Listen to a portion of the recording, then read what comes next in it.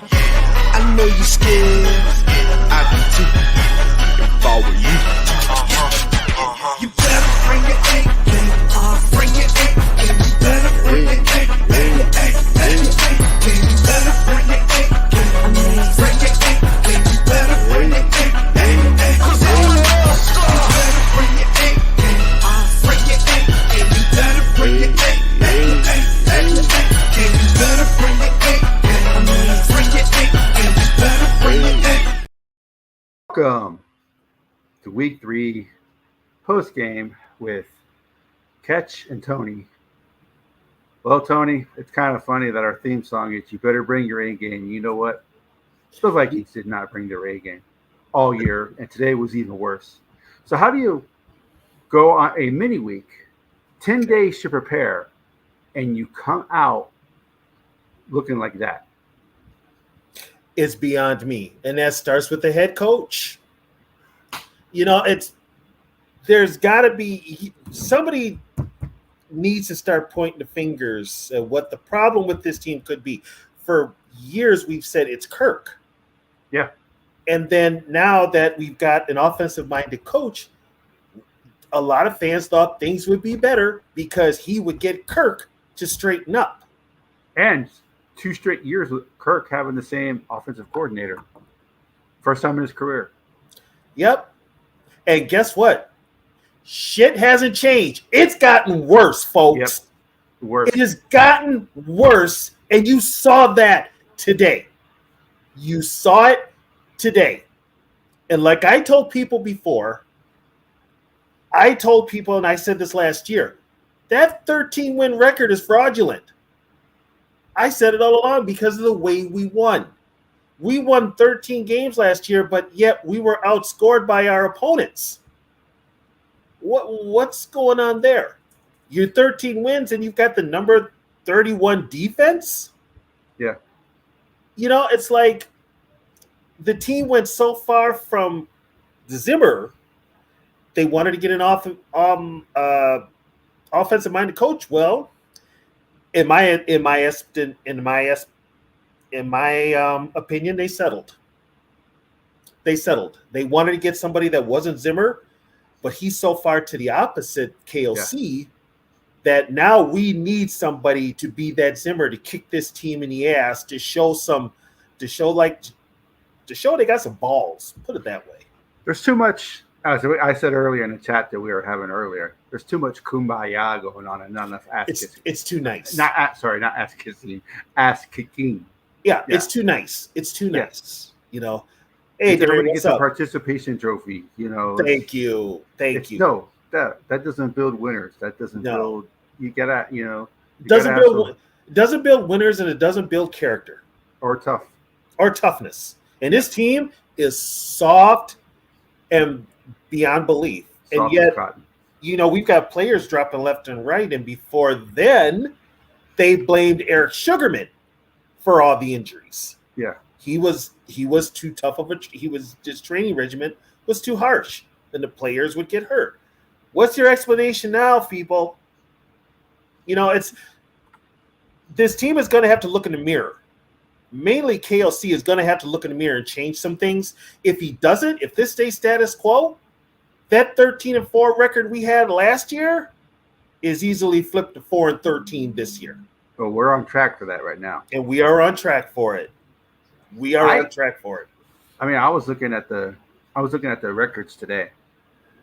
Right now, we are worse than the Texans. Just think about that. They were considered the worst team in the league. We are Texans worse than the Texans. Texans actually shocked me today. I saw the highlights and I'm like, wait a minute.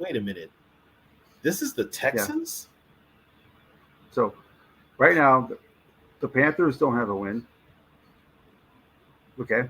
So it's a battle of no-win teams again next week. Mm-hmm.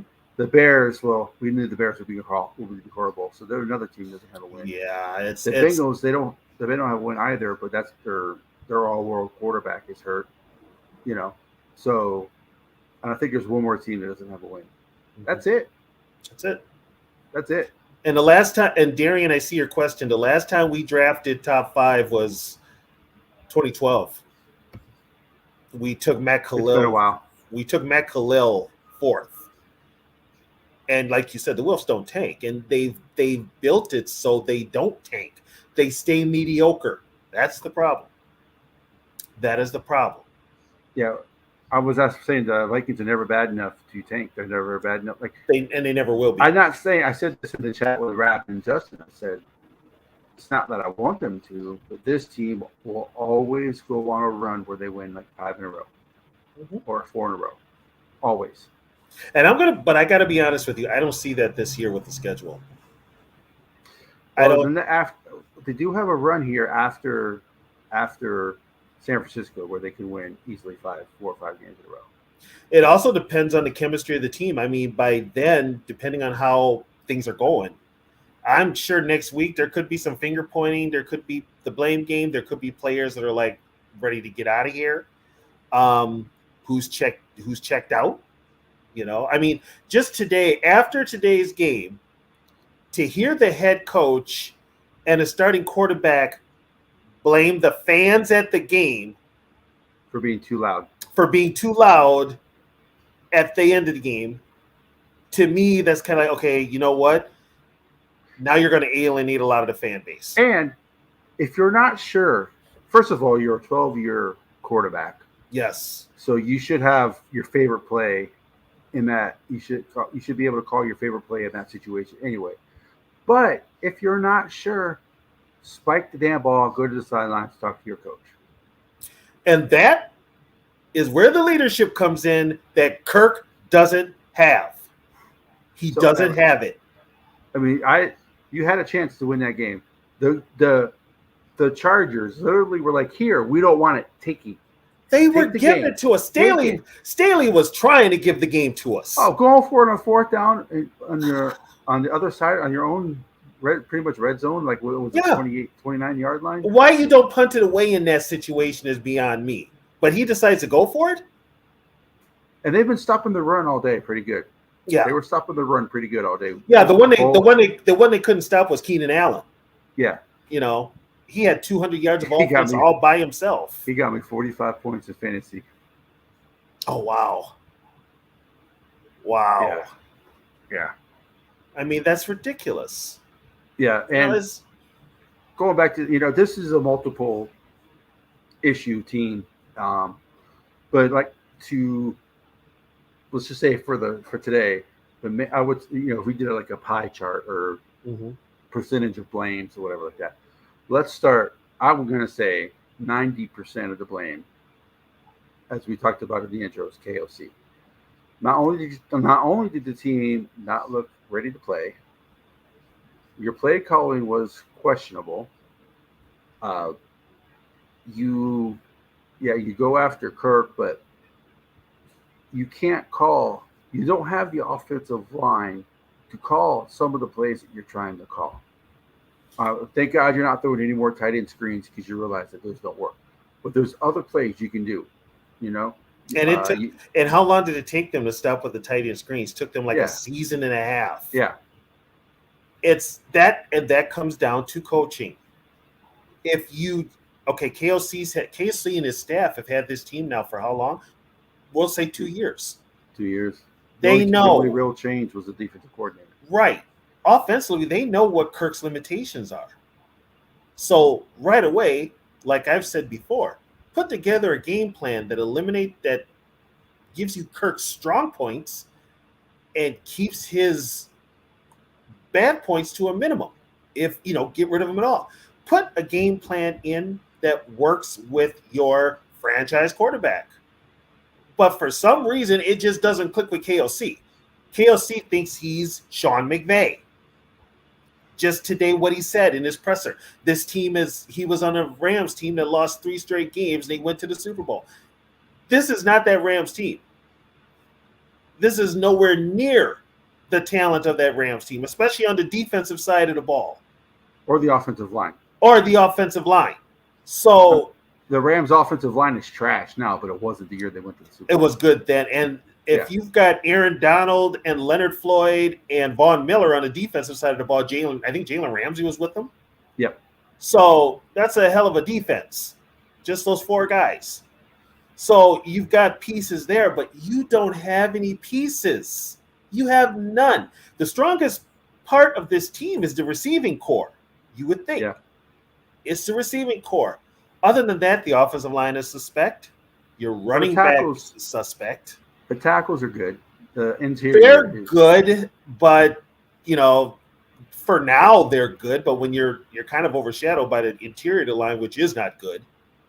So, but on the most part, it's okay.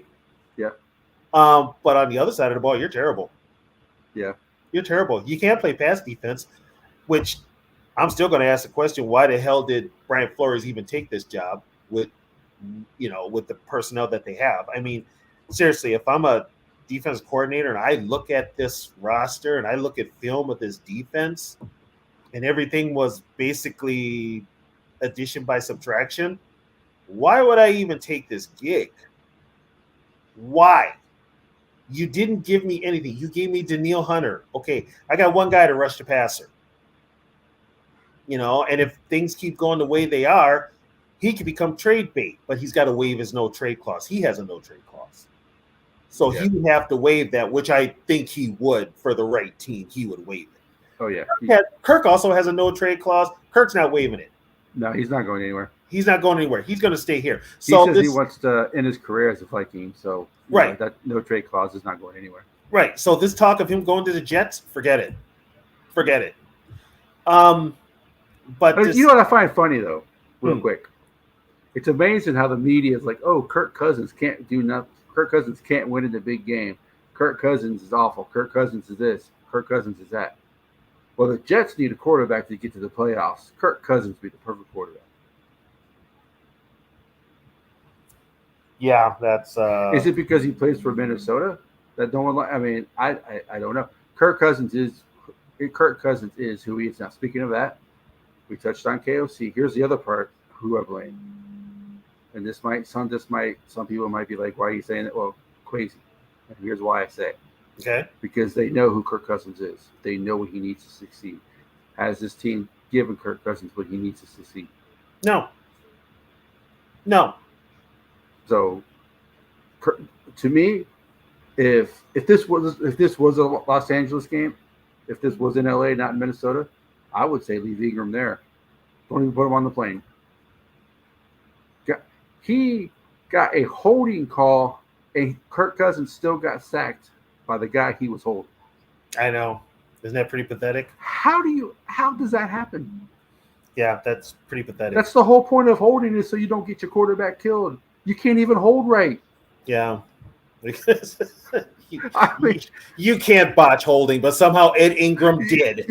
He did. And every time you see Kirk Cousins getting killed in this game, I think one was Schlottman's guy, which is okay. He's a backup. I get it. Every other time Cousins was getting hit, it was Ingram's guy. Because Ingram is a weak link. Right. And I think O'Neal allowed one of his guys to come off the end, and then Ingram. O'Neal allowed Bosa off the edge. Well, it's Bosa. Yeah, he allowed Bosa twice. Right. I mean, you expect that. Bosa is an all-world player. But Bosa's also hurt. Still, I mean, he's hurt. I think O'Neal's, to be honest with you, we all know O'Neal's good. I think he's struggling because he has such a pathetic guy next to him. Then he's coming off of the Achilles. Yes. So you're still going to be a little apprehensive. Yeah. Once he feels really sure about it, he should be okay. But that offensive line is horrible. And they knew this. This is a whole thing we've mentioned all off season. We sound like broken records because we've been talking about it. If the fans know, and us as contributors know, how do you run the damn company not know? Yes. How? And then for KOC to get up there in the presser and tell us, "Oh, guess what? Everything will be fine. I see this line in practice every day. They're going to be much better." You lying son of a bitch! Stop blowing smoke up our dresses. They're worse. They're fucking worse. And then, okay, but you want Kirk Cousins to be that franchise quarterback, but he can't stay upright, and Kirk has many limitations. Yes. You know that. This is like, it's almost like they're sabotaging themselves. They really are. And it's like whatever, and they push the blame button. They blame everybody but themselves. That's another problem. But it's like you got a KLC, look in the mirror. And I'm gonna tell you something. KLC, we were sold a bill of goods with KLC, but KLC wasn't our first choice. It was gonna be Harbaugh, and it fell through. Then all of a sudden they had to scramble, and it was KLC. At this point, I probably would have took. They had the defensive coordinator. Who's the defensive coordinator for the Rams? Raheem Morris. Yeah. He was interviewed too. I would have took him too. Well, maybe Raheem Morris turned him down. That could have been a. He's like, I don't want this. Honestly, I'm going to tell you something. If you had looked at the roster that year and to now, you look at the roster, you look what they wanted to do, you're kind of like, what the hell am I going to do with this? You got to look. It's like, I can't do anything with. There's nothing. There's no pieces. You had more pieces last year than you have this year. This year is by far worse. But you knew this going in, and you did nothing about it. Now, Kwesi is not a football guy. He's an analytics guy. So Kwesi also has help. And I've brought this guy up before. His name, I forget. I don't know if it's Roger Grigsby or Robert. What is it? Grigsby? Gregson from the Colts. The guy who did not do very well as a Colts GM. The guy who did terrible building the Colts. Matter of fact, the Colts could not wait to get rid of him. I think he made Andrew Luck retire. And he made Andrew Luck retire. But guess who's right hand man he is? Kwesi's. Right. He's technically the only football guy in the building, but he doesn't know football himself. He doesn't know football himself. It's Grigson, yes. And you're just kind of like, what the hell is going on with this front office? That's number one. So now, okay, as they say, burn it down. Okay, you burn it to the ground. Honestly, who's going to want to come up here? Who's going to want to come up here? If they get the opportunity to tear it down and start from scratch with the facilities, you can get somebody. But if the Wolves allow that. But here's the thing. Do you trust this front office to do that? Do you trust this front office to draft right? Because guess what? Their 2 drafts suck so far. Well, the first one definitely sucks. The second one isn't. The second one isn't looking any better either. Booth can't see the field. And then seeing same thing. Evans is a highlight reel for the other team. Yeah, and then Ingram is textbook how not to play offensive guard. Yeah, his footwork has gotten worse. How do you regret? Oh my God! Go. How? It's late night. Go. What kind of coaching are you doing that somebody actually, a rookie who played at a top-notch school in college, LSU, he gets to the pros and regresses? What in the actual fuck are you teaching him? That he's regressing. Come on. Really? And it's people are like, well, what about Reisner? Wasn't Reisner taking snaps at center? They've had Reisner at left guard, right guard, and center all week in practice. Because he's a natural left guard. That's his best position. But that's where Ezra plays. That's where Ezra plays. I think Ezra is gone at the end of the year. I think Ezra's gone. He probably wants to play. He probably wants tackle money. Well, he wants to play tackle. He's not a guard. He's a tackle, a left tackle.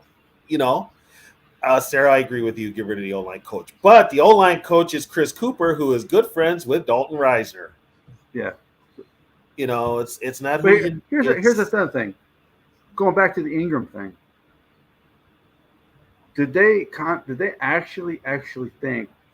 Because like they said, well, like Mike Zimmer said with Kellen Mond, why didn't you play Kellen Mond earlier? Well, I've seen him in practice, and by the way, he ended up being right. As much as we give Zimmer, he ended up being right. They've seen Ingram in practice. They can't honestly say that he got better. So why did it take so long to sign Reisner? He was the best free agent guard out there. I mean, did he not get signed because he punched Russell Wilson? Well, everybody agrees Russell Wilson has a punchable face. He does. Especially if I was a Bronco fan after today. Oh God, yeah. If I'm a Broncos fan, at least the Vikings aren't the Broncos. We didn't get beat 70-20. Yeah. So there's that. But that's the problem with the Vikings is they're out of 17 games, they'll be competitive in 14 of them. But so this year, it's the same. They one score games. They have to get out of this routine of one score games. And I saw a comment earlier in another show where the Vikings need a quarterback to where they get back to not having one score games. They're like, well, since Cousins has been here, they've had one score games. But what quarterback did they have before Cousins? Before Cousins was Case Keenum. No, but I'm saying, like they said, one score games. Well, before Cousins, what quarterback consistently gave them non-one score games? There isn't one. And you know, okay, the one score games, I'm not even going to blame Cousins for that. I'm blaming KOC That's for that. That's the Vikings. That's KOC. And so it's Vikings thing. That's a KOC thing. You can't. Kirk has won games where we've actually put up 30 points to like 10. Yeah. He's done that. He did that under Zimmer. Zimmer had a better defense. Yeah. But the whole thing with KOC, he's too nice. Yep. Very, very play it safe. And do you think here's another thing? It's his second year. The league they're gonna ride it out with them. The Wills will ride it out with them. No. What I'm saying is the league, all these defensive coordinators, they have the book. They already know him. They knew him. They knew him after the Giants game. They did. They knew him after the Giants game. Yeah, my biggest issue with KOC is, you fired Donatel, but you did it at the end of the season. You did it too late. If you would have fired him week 10, Mike Pettine's not great, but at least Pettine's a little bit aggressive with his defense. Maybe the Vikings would have won that Giants playoff game, but Mike Pettin was a DC. Here's my thing with that. You already see, winning covers up a lot of things, unfortunately, with this team. That was problem number one. As a head coach, where do you sit down with the defensive coordinator and be like, okay, guess what? As an offensive coordinator, this is how I'm beating your defense. And make a scheme to do something to stop that from happening. But you didn't. You let Donatel run up there at the podium, and guess what? He told us a bunch of bullshit too. He's like, trust the process. Yeah, well, trust your fucking defense sucks. And you're lucky that we've won 12, 13 games. Which, like I told people, once again, the 13 wins are fraudulent. 11 of them were one score games, and you had to win them by either running out of time or getting a turnover. The only game you won was the first game of the year where you handled Green Bay, and the last game of the year where you handled the Bears team, who was checked out and ready to go off for the off season. Yep. And you didn't do anything. And then when you played in the playoff game, you were exposed to the point of both of them were. KOC was exposed. Kirk was exposed. But here's the thing. We know who Kirk is. Yeah. We shouldn't be surprised who Kirk is. We know that. So if you give Kirk Cousins the cut down, if you give him on a 4th and 8th play, if you give him somebody who runs 3 yards or a 4-yard gain and he's under pressure, where do you think he's going to throw it? Kirk is going to be Kirk. Okay? Yeah. Kirk is going to be Kirk. And like I've said before, as bad as Washington lost today and as bad as Sam Howell looked at quarterback, what is the one thing you're not hearing Washington fans say? We miss Kirk Cousins. Yeah. None of them are saying it. That should have told you something right then and there. I mean, at the time when they signed him, I get it. But here's the thing. At the time they signed him, you're coming off a 13-win season with Case Keenum. Case Keenum was the answer. But here's the thing, though. Case Keenum fit that scheme. He had one good year. He would not have had the same in a row. Joe Cap only had one good year. Right, yeah. Keenum had his one good year. They lost in the NFC Championship game because Right. But you're gonna run it back. You're gonna run it back with Kirk Cousins, who nobody in the NFL likes. There was another team that liked him, but and the Jets weren't going to give him guaranteed money. How? Okay, the Jets, for as bad as they were, when it came to Kirk Cousins, they said, "Screw that. We'll pay a rookie."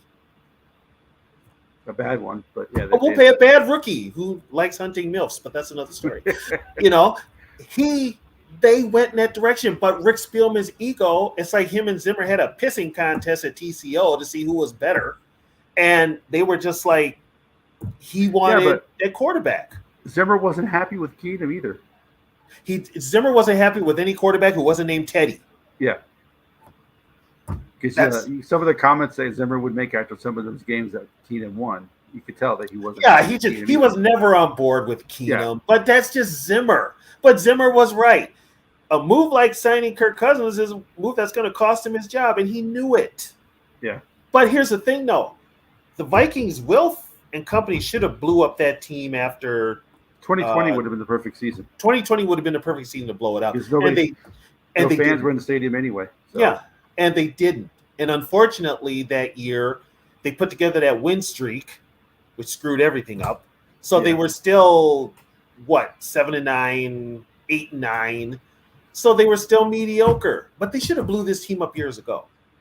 And they should have blew it up after they should have let Kwesi, if Kwesi was going to do it, they should have let Kwesi blow it up. But the Wilfs with this competitive rebuild bullshit, and look at what it got them. What it's got you now. What it's got you now is you're looking at a flipped record. Yeah. Yeah. Is that a ghost in our lower left? Oh, the ghost of Yogi? No, the picture I'm looking at. Who is that? I have no idea. It ain't Davenport, is it? Is that Davenport? We have a producer tonight, so he put somebody. I think that's Davenport. Don't even get me started on Davenport. The dude got a hangnail. Davenport. Hey, Tony, you know what? You and I have played just as many games as that Davenport this year. Yeah, no kidding. And I wore a better number when I played. This fool's wearing 0, and his. I don't know why. All right. I don't know why you would want to wear 0 as a number. And actually, I wouldn't want to wear 0 as a lineman, as a defensive player. I would wear 00, but I don't want. No, I'm not wearing 0. 0 is not intimidating. Well, 0 is technically not even a number. No. Which I can't understand why the NFL doesn't let, because the NFL has retired so many numbers. Yeah. Why don't you let players wear 00? Yeah. Like Kenny Burrow and Jim Otto. Yeah. The last was Kenny Burrow. Oh, Kenny Burrow. Okay. The wide receiver, but yeah. But $13.5 million for Davenport. $7 million in dead cap space next year. Yeah, and we're still on the hook for him, Daniil, and Cousins next year. And they probably won't be here. All three of them won't be here. But we're still on them. See, I don't know. I'm not saying I want to sign Cousins, but I mean, I don't want to sign Cousins. But do they want to sign Cousins? That's the whole thing. What do the Wilfs want to do? The Wilfs are the ones that make the final decision. Yeah. But if I'm Kwesi and if I'm KOC, I'm pounding the table saying, I want my guy. But here's the biggest problem. Kwesi and KOC get their quarterback in the draft, right? You still going to put him behind this crappy-ass offensive line? I mean... The offensive line is going to get anybody but Kirk Cousins killed. The only reason I say but Kirk Cousins is because Kirk Cousins doesn't get hurt. We're saying that now. Now watch, he gets hurt. I'm telling you right now, the man is. So if he gets hurt, did they go to Hall or did they go to Mullins? Okay, and I'm going to tell you right now, if Kirk gets hurt, and this division, we're not making the playoffs, I would go to Hall. I mean, But I would too. But you know what? Let's say the Lions are, three. Let's just say the Lions are only a game or 2 games ahead of Minnesota for the division lead. Because the Lions are the Lions. if the Lions are 2 games ahead of the Vikings, the division sucks. Right. So what my point is, would the Vikings play No, Mullins or would they play Hall? I think they play Mullins if they still think they have a shot. and that would be the Wolves talking. Yeah. That would be the Wolves talking. First of all, you're not even gonna be in contention. Not with this defense. So it's not the Wolves' DNA to take a step back. It's just not. It's unfortunately the Wolves, and I've had friends that have said this. The Wolves are the problem. It is, and when you've got Mark Wilf and Andrew Miller calling the shots. First of all, Mark Wilf doesn't know jack about football. He doesn't know shit about football. And Miller is a baseball guy.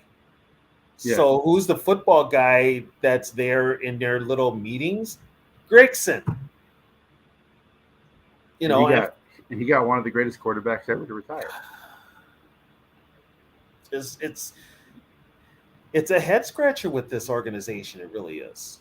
It just is. Ever since they let Zimmer go. Well, you know what?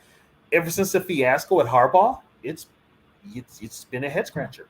It just has. So Ingram, does he start next week or do they put Reisner in? Playing Carolina, right? Yeah. I think Reisner gets some playing time. I think he does. I think he gets some playing time next week. You can't keep parading Ingram out there. You just can't. If that's the case, put Quisenberry at right guard for a game. I guess he's Drew Samia and Dakota Dozier level. Who's that? Ingram. Oh, he's beyond that. He's got his own level. He's got his own level. He's terrible. He's terrible. But he wasn't that bad in college. Well, I know it's college. But you wouldn't think that he'd be this bad in the pros. And against the talent that he faced, he was in the SEC. Yeah. SEC, them guys are ready to play NFL ball as soon as they walk on the field. I mean, He played the top defensive lineman in that conference, but he's got to the NFL and he just sucks. That's got to be coaching. It's got to be. It's got to be coaching or lack of coaching, or he just doesn't get it. He doesn't get the play calls or whatever. Maybe, I don't know. You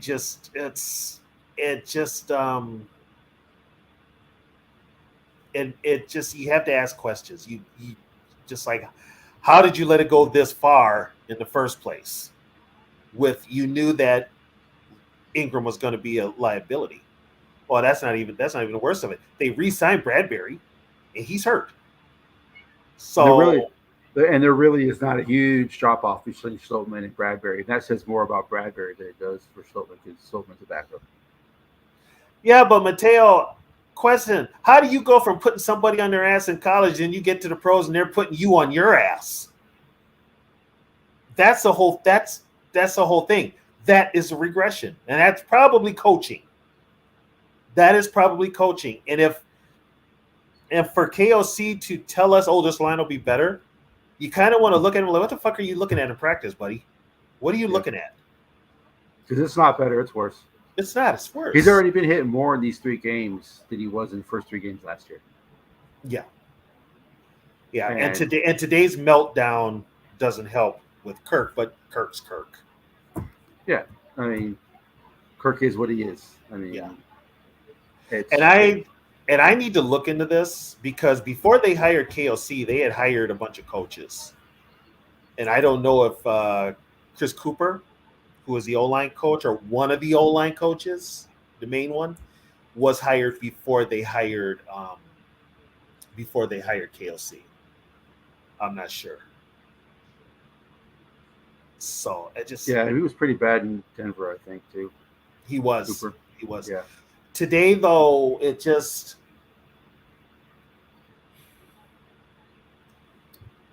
it's frustrating as a fan to watch the way they lost. And they're just, and I said this when the game started, there was no urgency with this team. There was no life. The Chargers definitely wanted it more when the game first They started. did. They want. It's you could tell when they got that turnover from Hawkinson. By the way, it was in your hands, Hawkinson. Hang on to the damn ball. They had urgency. They didn't act like they were 0-2. Yeah, they act like they were 2-0, just going through the Yeah. motions. They were out there jaw jacking and still hitting and everything. We were just soft. We looked uninterested. And it's not even the players. It's the coach. Yeah. He looked uninterested. He's so laid back, and I think that's a problem. He's too laid back. He's just he needs to grow a pair.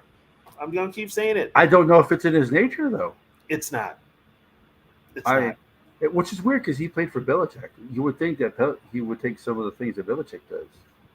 Well, you know what though? He also played for McVay. He coached with McVay. Yeah, but his McVay is soft. Yeah, he ain't the toughest guy. Would McVay tell somebody, "Hey, you ain't doing your job. You need to do your job or else"? I think McVay has that in him. McVay's got that in him. KLC's right. just too nice. Yeah, he's just too nice. He wants to be everybody's friend, and that's mistake number 1 through 10 as a head coach. You can't be everybody's friend, but you can also blame the Wilfs now for this.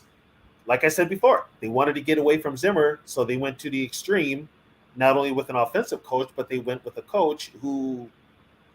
I mean, back in our day, I mean, you're a little older than me, not by a huge margin, but same era. Let's just say, even though you're older than me, we grew up in the same era. Mm-hmm.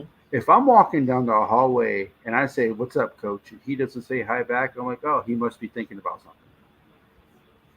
I'm not gonna get my panties in a bunch because the coach doesn't say hi to me when he's walking down the hallway. I mean, you're football, so you're physically, I guess you're tough because it's a physical sport.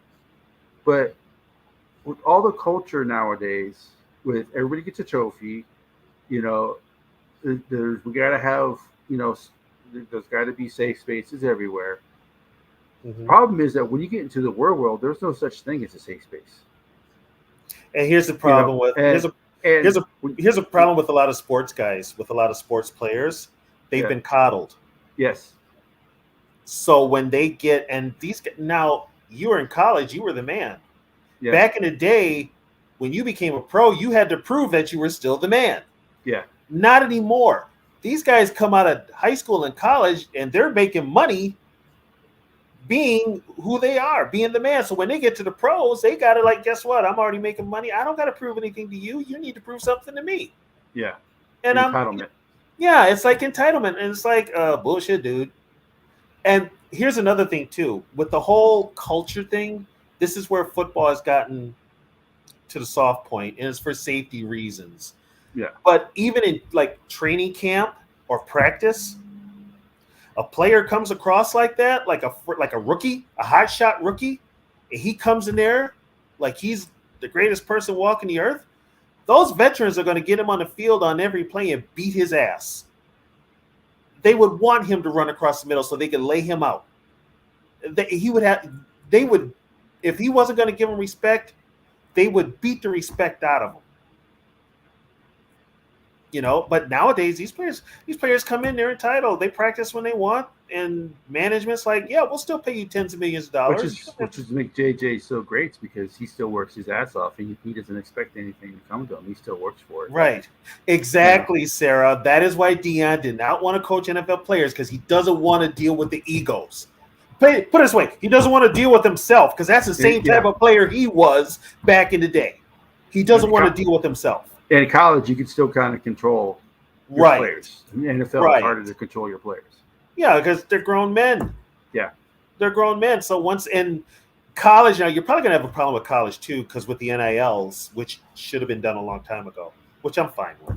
No, but that's you're fine. gonna have players. They're gonna move Which- around. They're gonna be in transfer portals like every year if they can. Which is why Clemson's not as good as they used to be because they were doing Right. NIL before it was legal. Now everybody can do what they were doing. So now they Yeah. don't have players that, Right. Yeah. So I mean, that's what made Dabo so I don't want NIL. Yeah, because you've been doing it illegally. Now everybody can do it. So. oh, and what's his name's complaining about it too, Saban, because Yeah, Saban's losing players to the transfer portal. Yeah. So, but I mean, it's just a different era, breed of players, and a lot of them are soft. And so when Eric Kendrick said, "Well, he didn't say hi to us in the hallway," it's like, dude, you're really. If I go to work and my boss is blocked, I mean, I work from home. But if I was in the office and the CEO of the company or something like that walks by and doesn't say hi, whatever. Mhm. He's busy. It's not that he thinks he's more important to me. It's just that he has something else on his mind. Life goes on. Yeah, life goes on, and I just don't. It's just so frustrating because, yeah, I understand you wanted to go the opposite of Zimmer. I get that, Mhm. but you went way, way, way too far. They went too far. Yeah, They went too far. it's Well, like, and also that's probably another reason why they didn't hire Harbaugh, because he's actually he's harder than Zimmer. And right, so, but he's been there, done that too. but he's a proven winner. Yeah, That's the whole thing. Do you want to win, or do you want to just be good enough to make the playoffs every year, which they got last year with KOC. Yeah. This year is going to be a problem because they're not making the playoffs this year. They're not. And I would really not. Yeah, I would really not want to see this team make the playoffs. I just wouldn't. Yeah, I think they have a good chance if they don't beat Carolina, which right now it's looking as if it's a 50-50 toss. I'm calling it right now. Which at the beginning of the season I would have never said that. But I'm calling it right now. Adam Thielen revenge game. If they lose to Carolina, I think they have one win going into their bye. Let's see. So if they don't beat Carolina, they're definitely losing to Kansas City. I think they'll beat Chicago. We hope they beat Chicago. Not the bye. Okay.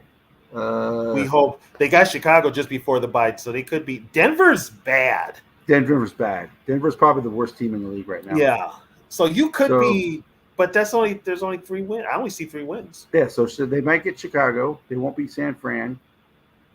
Atlanta's a possibility, although that's my girls' team. But yeah, Atlanta's a possibility. They're not going to beat Green Bay. Not in Green Bay. And then New Orleans, if Carr's, they're not the same team with Carr. Carr got hurt, and that's when the Packers took over. Right. Then Denver. So, but knowing this team after San Francisco, they could win every one of those games because it's Green Bay. They always get up for Green Bay, so they could, and that would be such a Viking thing to do. Well, and here's another thing. I'm looking at the schedule. I'm just like, okay, you lose to Carolina, you're going to get a Kansas City team that's probably going to be on a roll. I don't know who Kansas City plays next week. But then you got the Bears, who you should beat. But then you got that Monday night game against the Niners, and that could get ugly. It's too early to flex games, right? Yeah, I think so. I don't think they won't flex that Niners game because of the Niners fans. that Niners game. It's a Monday nighter too. Yeah, and Shanahan's going to want to prove something after what KOC said last year at training camp. So, how soft the Vikings are? No, the 49ers are too physical in practice. Yeah. KOC was like they were too physical for. Yeah, they were too physical. It's like, really? Just okay. Now, guess what? The game's going to count. You'll see how physical we really are. Well, they should know how physical they are. They got their asses kicked in that playoff game. After they beat the Saints, and then they went to play. Then they went. Yeah, but that was Zimmer's team. Yeah, but the players should know. We got some players on his team now. We got a bunch of players on his team now that weren't on that team. No, but I'm saying players around the league should know how physical the Niners are. It should be like a league-wide thing. By the way, them and the Ravens. By the way, who are the team leaders on this team? The players that are leaders. Well, all the best players are quiet. Danielle Hunter, is very quiet. Cousins Harrison wears Smith. it. Cousins wear the CE seat. He's very quiet. Harrison Smith is quiet. I mean, you can say what you want about Everson Griffin, but he wasn't quiet. No, he wasn't quiet. So that's the Jared Allen wasn't quiet. So it's Kevin Williams was quiet, but he spoke when he had to. So where are the leaders of this team? I think they should put the C on number 40. Yeah, he doesn't have the radio. That's Jordan Hicks. So put it on. I think Hicks is a captain. Yeah, Hicks is the captain, but Hicks is a captain, but he's not exactly the most vocal either. But exactly, they have a bunch of quiet, stoic guys. There's nobody. Justin Jefferson needs to take this team. Because he's not quiet. Well, if they keep losing, he's going to be vocal. Yeah, he's going to be. So he's not. First of all, Justin is not used to losing. Oh no, he's not used to losing. He's going to be like, fuck this.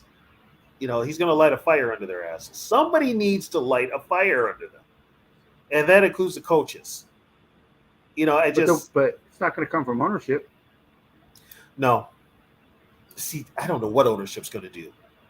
I just. But he's not the. I mean, I understand B-Flip, but he's not the head coach. No, and if things he has to acquiesce to what KOC says. Yep. And if I'm a D coordinator, I'm just not listening to KOC because he's not helping my defense at all. Yeah. With the 3 and outs, he's not sustaining drives. I'm not listening to him. He gives me nothing to work with. I mean, Byron Murphy was just getting torched today. Well, they weren't giving him help either. No. But, he blitzed almost every play. Yeah. He blitzed almost every play. And like I said before, you live by the blitz, you die by the blitz. You can't keep blitzing. He blitzed more today than he did in the first 2 games. I mean, they were able to stop the run at least. At least the Chargers didn't run all over us, but they threw all over us. So. But unfortunately, they're still blitzing the A gaps. Hicks was blitzing the A gaps, and so was Pace, and they were picking it up. It just their running backs helped out a lot. Right. And our running backs can't block. Madison can't hang on to the ball. He misses blocks. I don't know what's going on with this guy. Is it the mental thing because he's a starter now and he has to perform? I love Alexander Madison. He's a change of pace back, but he's not the one to carry the load. You're paying him like that, but I don't think he's the one. He's got to be spelled. Now, with that being said, Ty Chandler came in and looked pretty good, but he only carried the ball 3 times? That's nice. Okay, burst of speed. Yeah, he carried the ball 4 times, I think. And now that they signed, I don't know Akers? I don't know what they're doing with Gaskins, but now that they signed Akers, what's Akers? I mean, Akers is also obviously going to be taking his carries. Yeah, and I don't. Akers is injury prone too. I don't get the signings that they're doing. It's like the fumbles with Madison. And that's you mental. put up with the fumbles. You put up with the fumbles with someone like Adrian Peterson because it's Adrian Peterson. Yeah, he's one of the best running backs to ever play the game. And he can he may fumble, but he'll get you a touchdown, run back 1 for 80 the next series or next 2 series. Right. Madison, I like you, buddy, but you're not Adrian Peterson. You can't fumble more. And we got lucky with that forward momentum call. We got lucky on that.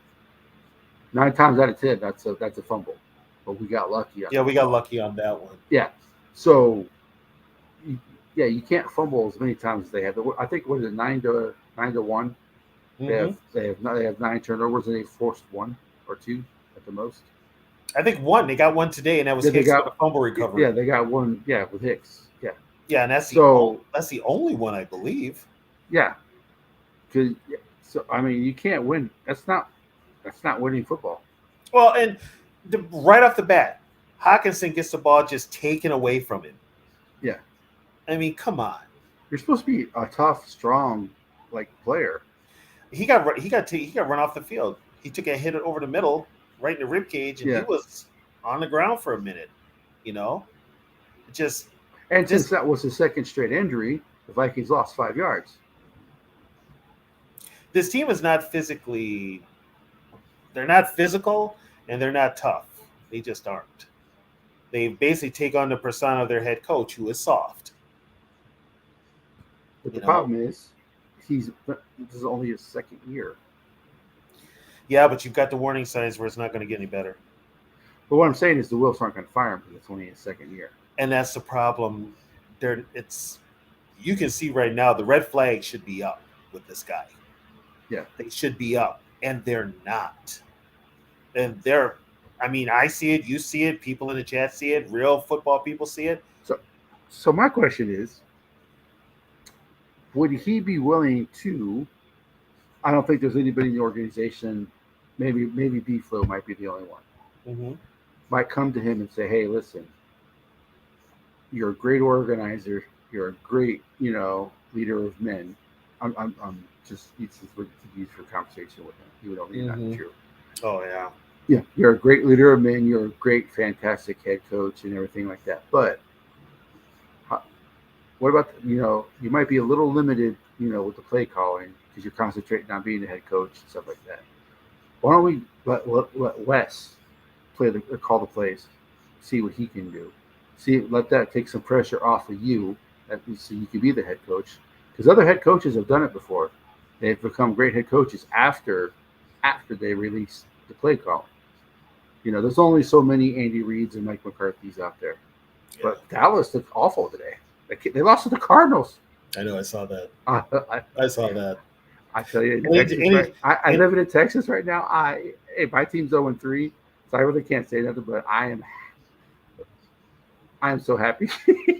Anytime the Cowboys lose, I'm happy. Yeah, but it's like at least the Vikings, the Chargers didn't have a win, but they're better than the Cardinals. The Cardinals are probably one of the worst teams in the league.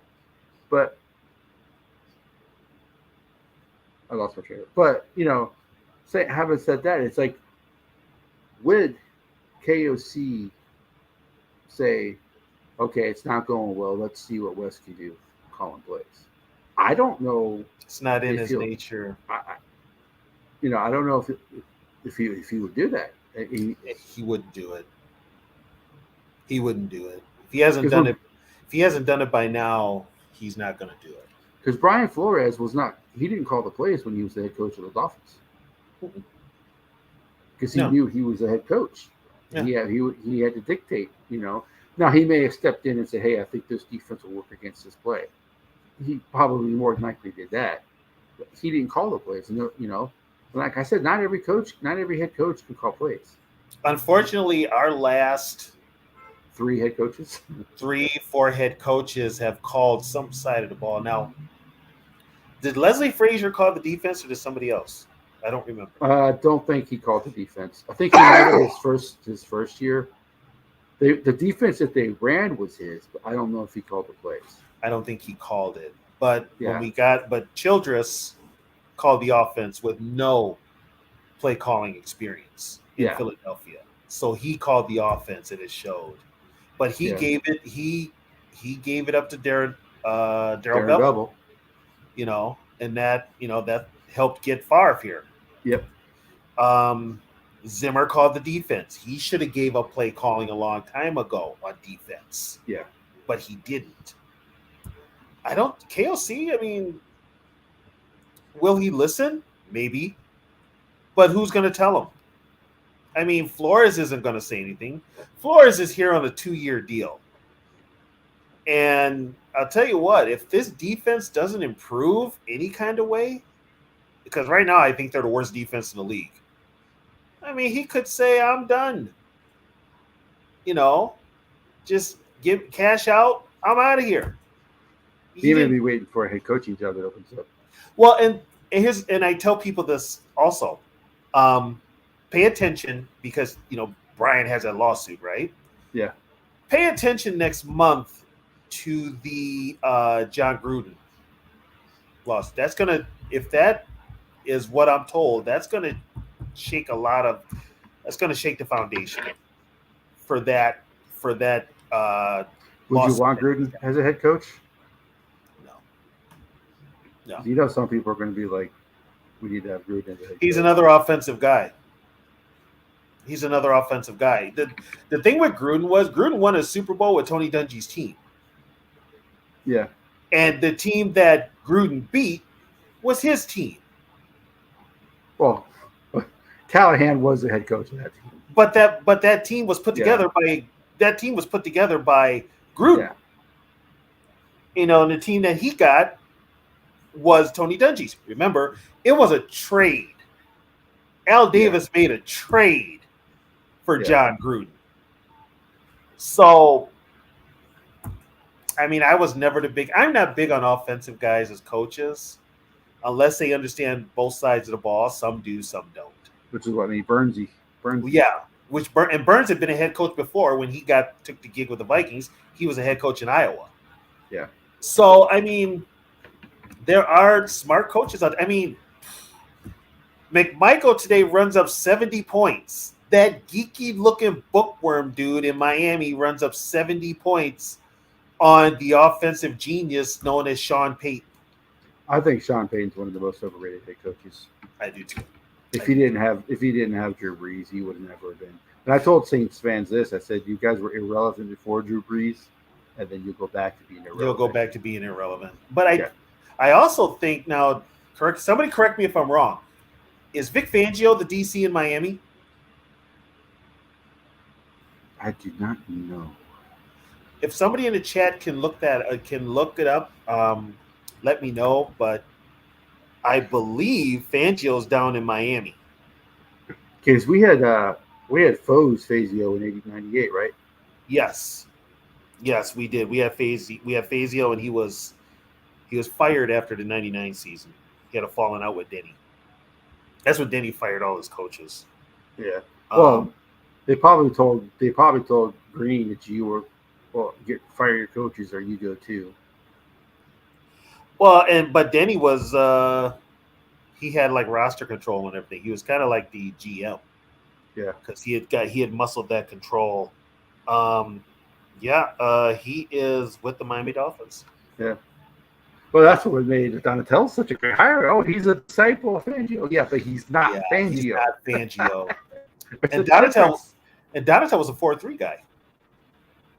Why? That's another thing. Going back to the coaching decision. Mm-hmm. You have the personnel to run a goddamn 4-3. Why the hell are you wasting time running a 3-4? I don't understand it. Common sense would tell you to stick with a 4-3. But like I said before, they wanted to get away from Zimmer so bad, they changed everything. They changed the whole identity of the team. But it's not like it's like going to the college football argument. You bring in a new head coach. Mm-hmm. Well, they need at least 3 to 4 years to bring in guys who run their system because they know the first couple of years they're there, they're going to have to run the system for the players they have. Mm-hmm. So why not do the same thing in the NFL? Why has it got to be, Well, and especially with like college, I'll use the U of M for example. When they had their stuff, they brought in PJ Fleck, and they got rid of Tracy Claeys, the guy before him. But I think Claeys had won a couple of bowl games. Well, Claeys wasn't even the head coach. Remember, it was it was Jerry Kill. It was Kill, but he kept having seizures. Right. So they so Claeys.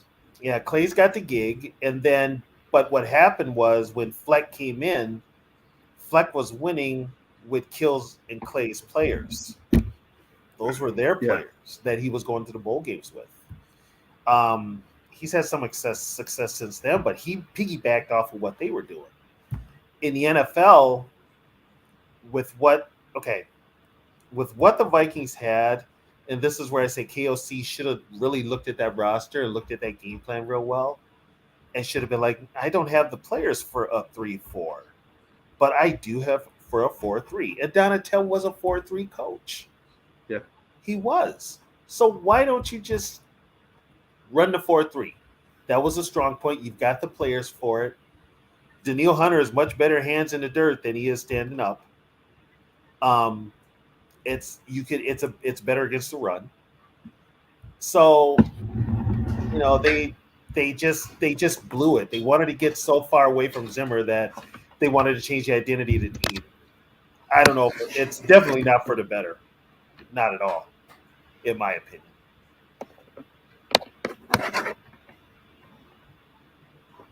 I'm here.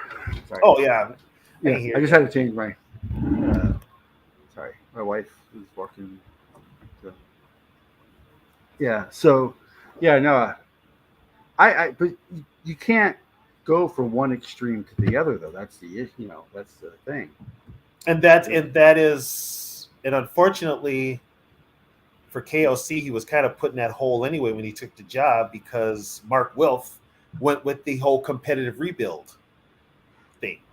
So and at the time, that sounded great, but I mean, you look at the results now. You think so?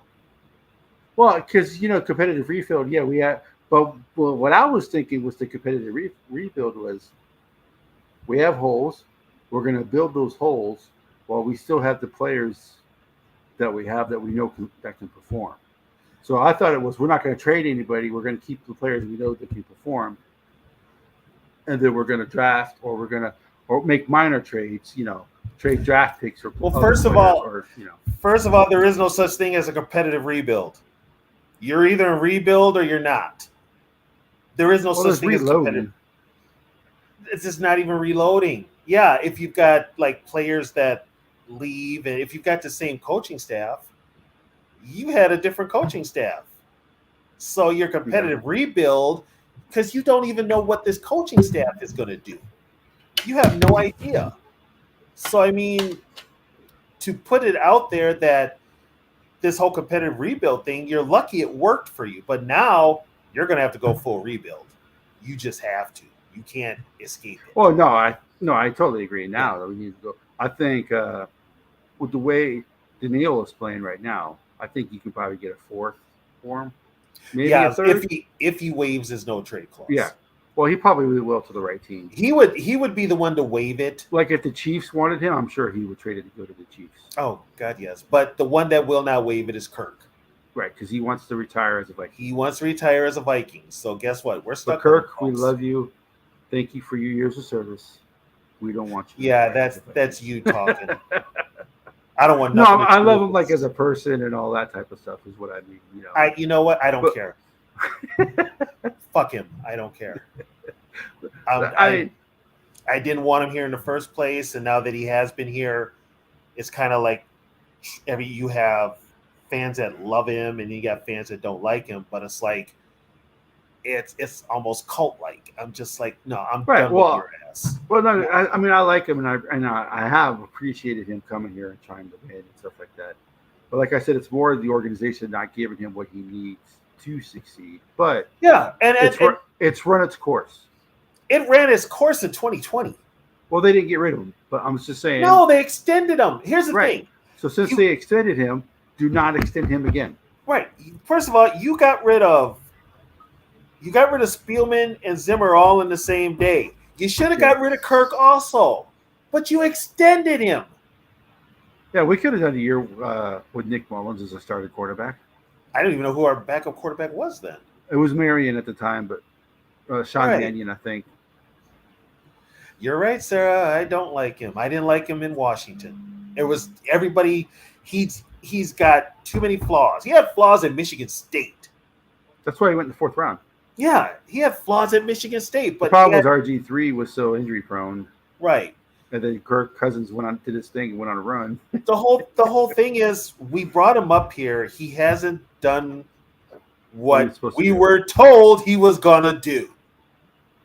And they've had every excuse known to man for him. Okay? That being said, you know this man's got flaws. You see him. You know him. You know how he works. Why can't you put together something that works for him to get away from those flaws and help him get better? So, and you didn't do it. So we got the same bullshit we've had for the last 6 years. 6 years of mediocrity. And I'm sick of it. I'm done with it. What's been mediocrity for It's that once every 10 years they go to the championship. We've been consistently inconsistent. Yeah. And that's probably since 1977. But we've been consistently inconsistent. Who's the next head coach? Well, it's going to be KOC for at least probably 2 more years. It'll be KOC. Unless they go 4-13 this year and go 4-13 next year, but it'll be KOC the next. At least, and I want to see what happens with the Chargers because Staley's going to get fired. So who's going to get that job? And they have more talent than us. And they have more talent. They've got Herbert. Say what you want. The kid's young. So they've got Herbert. So you could get a stud receiver, they got 2 stud receivers, a stud running back. They got a halfway decent. They have studs on defense. Their defense needs work. But, and it's California. Yeah. It's California. So I mean, you just don't have a home crowd. It could be Kellen Moore because he's their offensive coordinator. Kellen Moore's calling their plays in the Chargers. The old Cowboy OC. But would they go offense again? Would they do what? Well, because most NFL teams they always do the opposite of what they had before. Yeah, and Staley. I don't know where Staley came from. He was a defensive guy. So.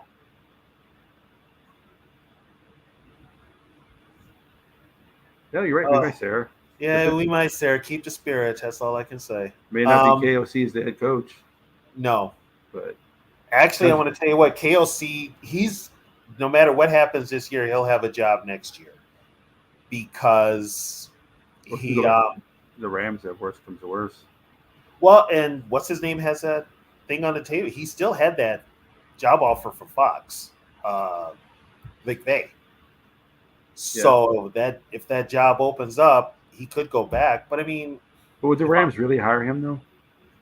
I don't think Kroenke's the same type of owner. Kroenke's not the same type of owner. Nah, Kroenke wants to win. He wants championships. And look at his basketball team. Look at his football team. He wants to win. Yeah. Only thing that ain't winning is the soccer team. Yeah. In Europe. But he owns the Nuggets, by the way, in case you guys are wondering. Yeah, he owns the Nuggets. Yeah, he might. He could resign. I mean, it would take a lot if the Heat gets. It takes a lot. It takes a lot for a head coach to resign. It's either a scandal or health issues. Usually, that has a head coach resign. They usually just don't resign because they don't. Exactly. Because coaches have, Tony has said it plenty of times. Coaches have bigger egos than the players do. They can fix what's wrong with this team. I can fix, which is why I think Ingram still plays because they think they can fix Ingram. You can't fix. But you can't. You can't fix something that's broken. You can't fix something that you broke even worse. Right. And there's only a certain amount. You can't get blood out of a stone. You can only drag so much talent out of. Yeah. The people have talent, and then you have coaching. Some people who don't have talent, you could really coach those guys, but there's a maximum ceiling to what they can do. And then you have the talented guys who have more talent, but they don't work as hard attitude, so they struggle there. That's what makes JJ such a phenomenal person, phenomenal athlete, is that he has the talent. He is the best receiver in the NFL, but he also works harder than anybody else. So that's what makes him so rare, which is why they have to, in my mind, they have to keep him. Unless of course they get like 8 first-round picks, 4, a couple of seconds and a couple of thirds, but they're not going to get that. They're not going to get his value. That's why they said that. That's why I say they can't trade him because they're not going to get the value. This team is probably going to be in personnel purgatory for the next 2 years. Well, they have $58 million in cap space, dead cap space. Yeah. Next year. That's gonna. So, and I know the salary cap's going to go up, but that's a lot of dead money. I mean, 28.5 for Kirko, 7.5 for Davenport, and I think Daniil's 12. Mm-hmm. Something like that. Yeah, and these guys won't be on the roster. Yeah, with Davenport, Davenport shouldn't finish the year on the roster, but he's going to because he's got, he was on the roster week 1, so his contract's guaranteed. His contract's guaranteed. That's what I just sees, and the decisions they made. I don't know what the hell they were thinking. That's like stopgap. Everything is stopgap. you didn't really replace anybody with better personnel. You just didn't. And your draft class from last year can't stay healthy. So personnel wise, we don't have anything. That's why when a starter goes down, we're fucked. We are. I'm just going to be honest with you. We're fucked. I think a receiver would be the only place they have depth this year, but KJ's not playing. I mean, he had another touchdown today, but After KJ though, I mean Powell didn't play today, but yeah, it's an abyss after abyss after KJ. Yeah, tight end's probably the deepest position on the team. Yeah, and you only got that many tight ends because you wanted to run the ball. Yeah. It's just like you sign all these. I seen Johnny Munn today. He caught a pass. I'm like, where the hell has he been? It's just Oliver gets a TD. And that is true. So KLC is in over his head as far as play calling. He's in over his head. He calls plays scared. He's scared. He just is. And if you're going to be the head coach the whole damn team. Give that play calling responsibility. Give it to Wes Phillips. Get a new set of eyes. It's just frustrating. His official title is offensive coordinator. So does Wes Phillips set the plan up for the week for what they're going to call? And then KOC calls the plays? No, it's KOC all the way because basically that's what KOC had the same title with the Rams. Right, because supposedly when they're the offensive coordinator, they're supposed to help the head coach get a game plan for the week. But the coach is the one that puts it together. So that's what I'm saying. He's taking too much time. He's probably taking too much time doing the plays. He won't give it up though. He's not going to give it up. Those coaches' egos are just too strong like that. They're not giving that up. And he's finally in a place now where he can call plays. He couldn't call plays. How many years was he a assistant coach and never called plays? Yeah. So now he gets to call plays. So the question is, so they blow it up. Okay, even this year, I don't think anybody wants them to resign Cousins. Well, there are. Let me rephrase that. There are some Viking fans who want them to resign. There's nobody on this chat or on here right now that wants to resign Kirk Cousins. Exactly. So people are worried about the Vikings being bad. Okay. Going into Vikings history, So you might want to leave now because they're doing history. They've never had like you have teams like Cleveland, you have teams like Arizona, you have teams like Detroit where they're perennially bad. Like they try to get a new quarterback and they're just continually bad. The Vikings have never had that history to where if they blow it up and start over to where they have not proven that they're going to be bad for 5 or 6 years. They've been bad for 3. And that's where they're lucky. Right. So even when the Vikings haven't had good players, they've had seasons where they should not be getting. They got 8 wins one year when they should have only had 5. Mm-hmm. That's the history of Minnesota. They always overperform. They've always underperformed, but they've also have a history of underperforming as well. But the reaction to where, I don't want to be to where if they get rid of Kirk Cousins to where we're going to be in purgatory. The Vikings' history has proven they're not going to. So I don't think you have to worry about that. So someone needs to say, maybe it's another NFL owner, needs to sit down with the Wolves and say, listen, dude, I'm sure you guys are making money and I'm sure you guys are happy being, but it's okay to rebuild when you have to. You guys have one of the best fan bases in the NFL. They're not going anywhere. It'll have to be because it won't be another NFL owner because they're just as bad as coaches. Their egos is even worse. Well, I know, but I'm saying if they ask for advice, it'll have to be somebody. And the only ear you're really going to get into is Mark Wilf to tell him that it's okay. Yeah. But right now, they're looking at it as though we rebuild. Nobody's going to buy tickets. Nobody's going to come to the game. Nobody's going to buy merch. which is not going to happen. Which is not true. It's not true. So, I mean, the Timberwolves and the Twins prove that. The Timberwolves are that team that's always bad, but yet they still sell a lot of merchandise. People still show up for the games. And then the Twins are also the same way. People show up for the games. People buy it. So Minnesota loves their sports teams, whether they're good or bad. And the Vikings are the number one team in the state. So it's not like the fans aren't going. And okay, so season ticket holders. Oh, we may lose season ticket holders. No, you won't, because the people who are waiting to buy season tickets will buy the season tickets. Okay, you know what? And I'm going to speak on that right now. That product you put on the field today, I would not buy a ticket to watch that product if you gave me money to do it. I wouldn't. There is no reason. This product they put on the field today, fuck that. I wouldn't pay money to see that. That's terrible. But people will, because it's the Vikings. And it's an NFL game. And that's them. That's them. They can go there and do the skull chant all they want. Yeah. But when it comes to the product on the field, that product on the field sucks. It does. And then you go buy the ticket and you boo. Why would I waste my money? But I'm just saying. That's what I'm saying. Some people will still buy the tickets, and if they're not happy with the product, they'll boo. You know. Well, then those ain't real fans. I'm sorry. Those are just they. You know what? Those are. Well, I was booing at home because this team sucks. This team sucks ass. Yeah, I wouldn't pay money to go see this team. Well, I am paying money to watch them, so I'll pay. I had to buy. I get NFL Sunday ticket. Like I did today. I was so pissed off. I'm like, fuck it. I'm not watching this game.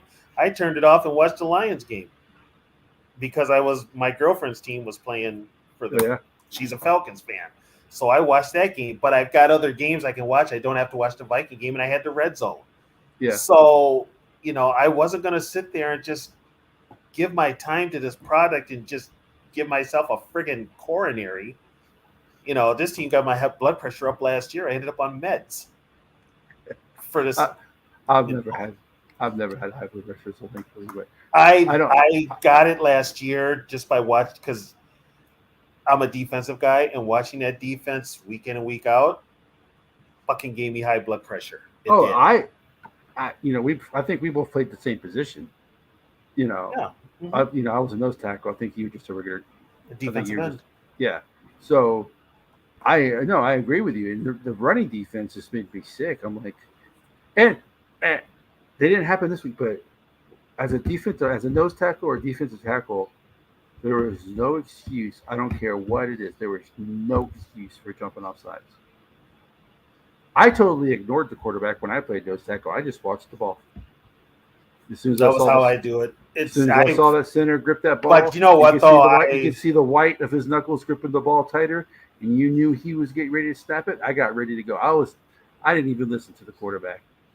I was guilty. I jumped off sides a lot. So, you're a defensive end. It's a little bit different for you guys. Yeah. But as a defensive tackle and a nose tackle, there is no excuse to jump off sides. All you got to do is just watch the ball. Just watch the ball. Right. You listen to your linebacker in case you got to shift to the A gap or B gap. But other than that, if you're a nose tackle, you ain't shifting. You're over. Yeah. You're over the center. So you just block everything out and just watch the center snap the ball. So lucky that didn't happen. I mean, that happened last week, but it's like it's just some of the stuff that they do. They are so undisciplined. Well, they also, and I'm going to tell you something. This is on coaching too. They went back to the same script they had last year. Yeah. As far as games went, they went back to the same script, and I'm not going to go through another year of that. That's terrible football. I can't. I dyed my hair before this game. All my gray hair came back, so it's like. My wife asked me why I don't dye my hair. That was like an inside joke with my wife. Is because the Vikings would make it useless to dye my hair because it's like I tell people, I've watched this team. I had gray hair when I was a teenager from this team. Yeah, so and now you just want a game where you watch this team win a game comfortably. You go into the fourth quarter with a comfortable lead. Team, and for some reason. KOC can't do that. The Packer game, first game of the season last year, and the Seattle game the year before that when Zimmer was the coach. That's it. Yeah, and the Bears game at the end of the season. Right, but But we the Bears had expected checked that. out. Yeah, the Bears Right. had checked out. Yeah, But yeah, these and the close Vikings games. really didn't play anybody that game either. So it No. was like a preseason game. Yeah. So I mean, it's like really. So Yeah. you can't keep that whole model and be successful. You just can't.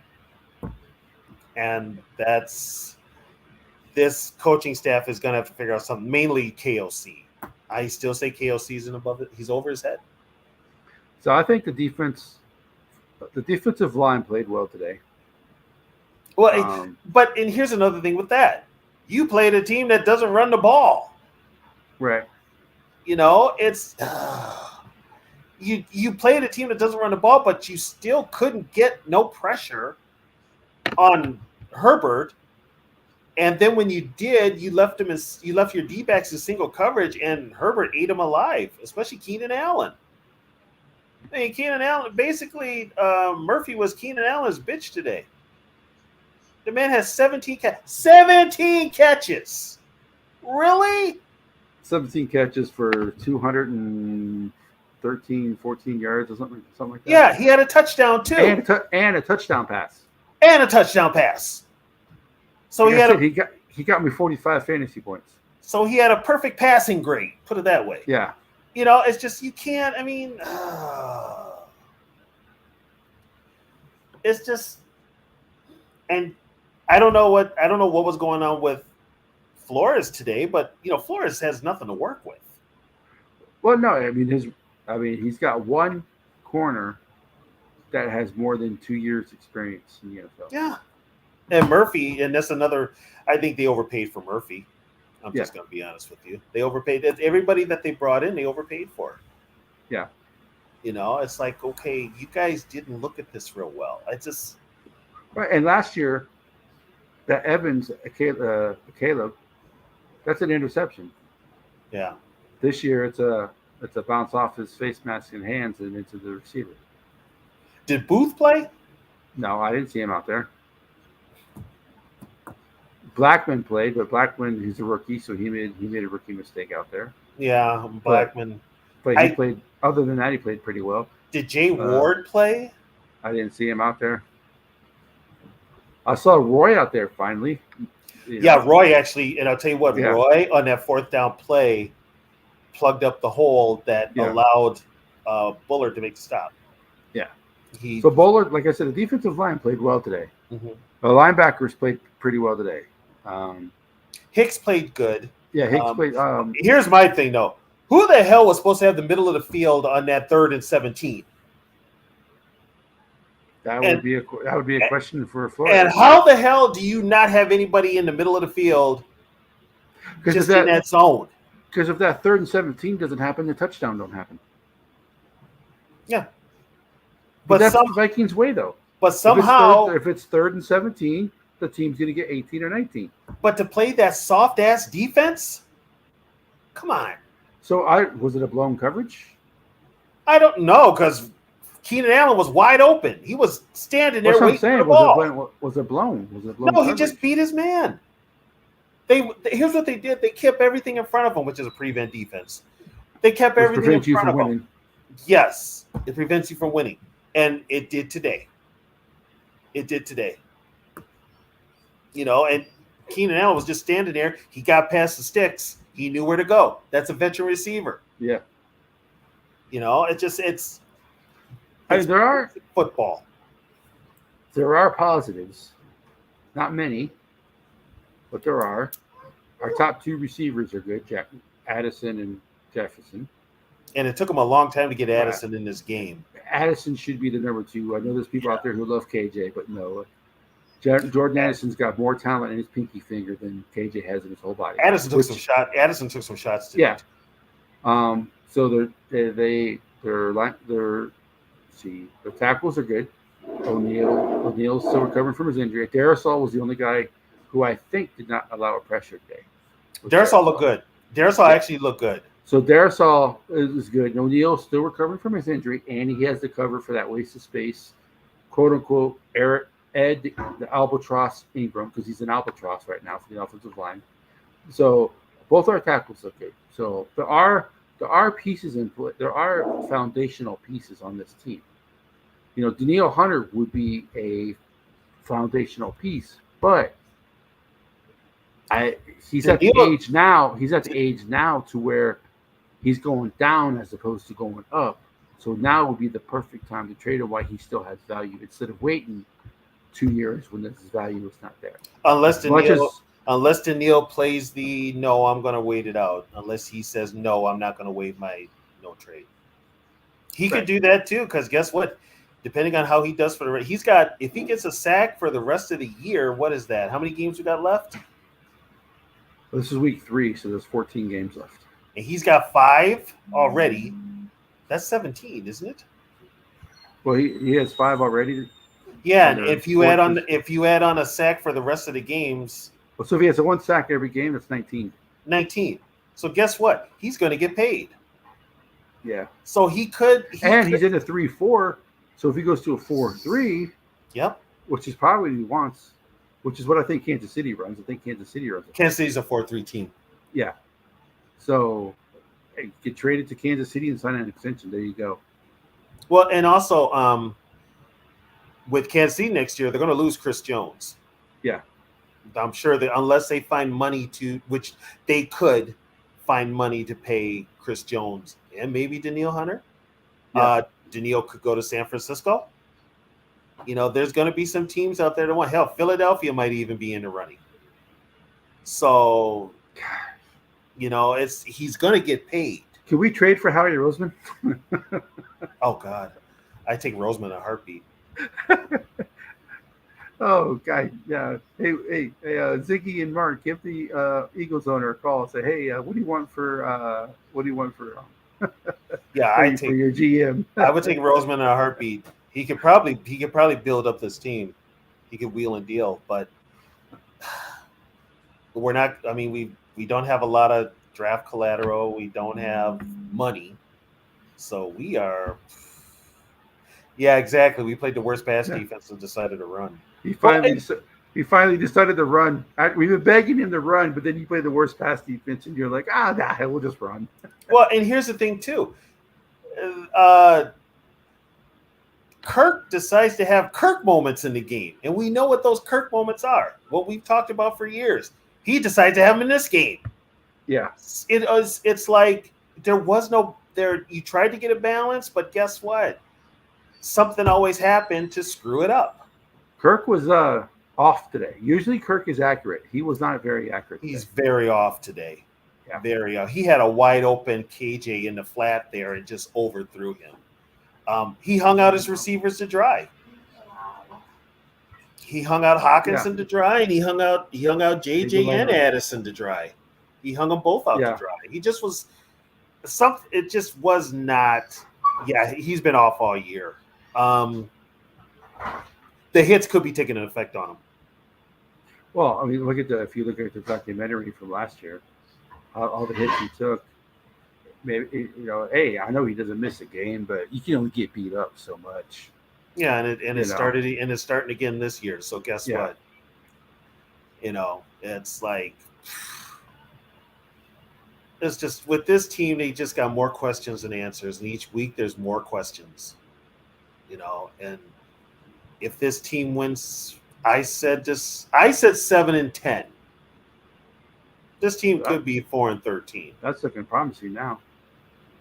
Yeah. But the thing about this year's QB draft, though, is that even if you go 7-10, you still have a chance to get a halfway decent quarterback. You should still be able to get a quarterback regardless because the draft class is deep. Yeah. But that being said, like I've said to other people in other podcasts, you get your franchise quarterback. What are you going to have in front of him? How are you going to keep him upright? Well, but that's because they are going to be getting rid of. So if they do get rid of Cousins, I would say they're going to have cap space, but they're not going to have cap space because of all the cap money that Spielman left us. Yep. He's not. Oh, Brian, we're not giving Cousins a pass. I never. Oh give no. I never give Cousins a pass. Fuck him. I never give Cousins a pass. No, I'm not giving him. I am No. not. I don't hate Cousins like a lot of people do. I understand what Cousins is, and I understand that he gets blamed for a lot of stuff that's not really his fault. But today he was off. He did not have. He was terrible today. Game. He was terrible today. Yeah. And I'm not, especially at the end of the game. Yeah. As a leader, okay, Yeah. you don't hear this. You know how much time you got left, or you should get up to the line, spike the ball. And then, why are you waiting for KOC to tell you? And then the excuse, the crowd. Man, motherfucker, that crowd is what saves your ass all the time. Yeah. Don't throw us under the bus. You know? Do you want it to be like the Northwestern atmosphere where there's nobody there and it's like watching like paint dry? No, man. If you're not sure what the play is, call. Well, you didn't have a timeout, but spike the damn ball. Spike the damn ball. Spike the ball. It's that simple. Spike the ball. Yeah. Be a leader. Be a fucking leader. And then, but both of them. It wasn't only just Kirk. KOC got up there and said the crowd was too loud. Really, KOC? Okay, guess what? That crowd has been giving you a pass for the last year and a half. Nice way to turn on them, you bastard. Yeah. Nice way to fucking turn on the fans. Let's see how loud we are the next game. Who do we got next? At home, we got the Chiefs. Oh, there's be more Chiefs fans than Viking fans. After these comments? Yeah. I mean, I wouldn't even go. I would be like, you know what? If I'm a season ticket holder, I'm selling all my tickets. I'm selling them. And I don't care who buys them. I don't. You know, it's just, you can't say that. No, you can think it, but you can't say it. And I remember when the Vikings, Vikings were guaranteed 8 wins a year because they never lost at home. Yeah. Ever. Yeah, they never lost. And then they would go 500 on the road, and then they would, or they would maybe be a game or two under 500 on the road, and then that would be your 10 wins or your 11 wins. Now they can't even win at home. Yeah, they just can't. They're just they don't have home field advantage no more. They just don't. They it's play not like the crowd's fault, motherfuckers. Yeah, it's not our fault. Shit, if it was me, your ass wouldn't be a head coach, and fucking Cousins wouldn't be the quarterback in this motherfucker. It may have been during the Les Steckel year, but and maybe the Les Steckel year. And a couple years after that, the Vikings fandom waned, and maybe they didn't sell out every game, but they still showed up and drove. It waned with Denny. Yeah, it waned with Denny, but all the other coaches have brought them all back. Yeah, but Moss brought them all back. Yeah. And since then, we've had I think every game's been on TV. Every game's been sold out. Yep. Yeah. It's just like like we've said before, we don't have the collateral to trade anybody. We don't. The only collateral we had was Hunter. And he has a no trade clause, and he's going to have to waive it, and it depends on the team. Right. And Cousins has a no trade clause, so all the people saying trade him to the Jets, the Vikings just can't trade him. Kirk Cousins has to say that he wants to go. Right. And he doesn't want to go anywhere. He wants to retire a Viking. I wish he would go somewhere. I don't want him to retire a Viking. Fuck, I wish he'd go far, far away. Does Alaska have a team? Go to Canada. Play for Canada. Shit. Pile up worthless records up there. But yeah, it's just you can't. I mean, your only two true collateral that you could get trade bait basically is Hunter and Cousins, and they got fucking no trade clause. So they're because the other players who technically do have trade value, you ain't trading. You're not trading Darasol. You're not trading O'Neal. And you're not going to trade JJ. No.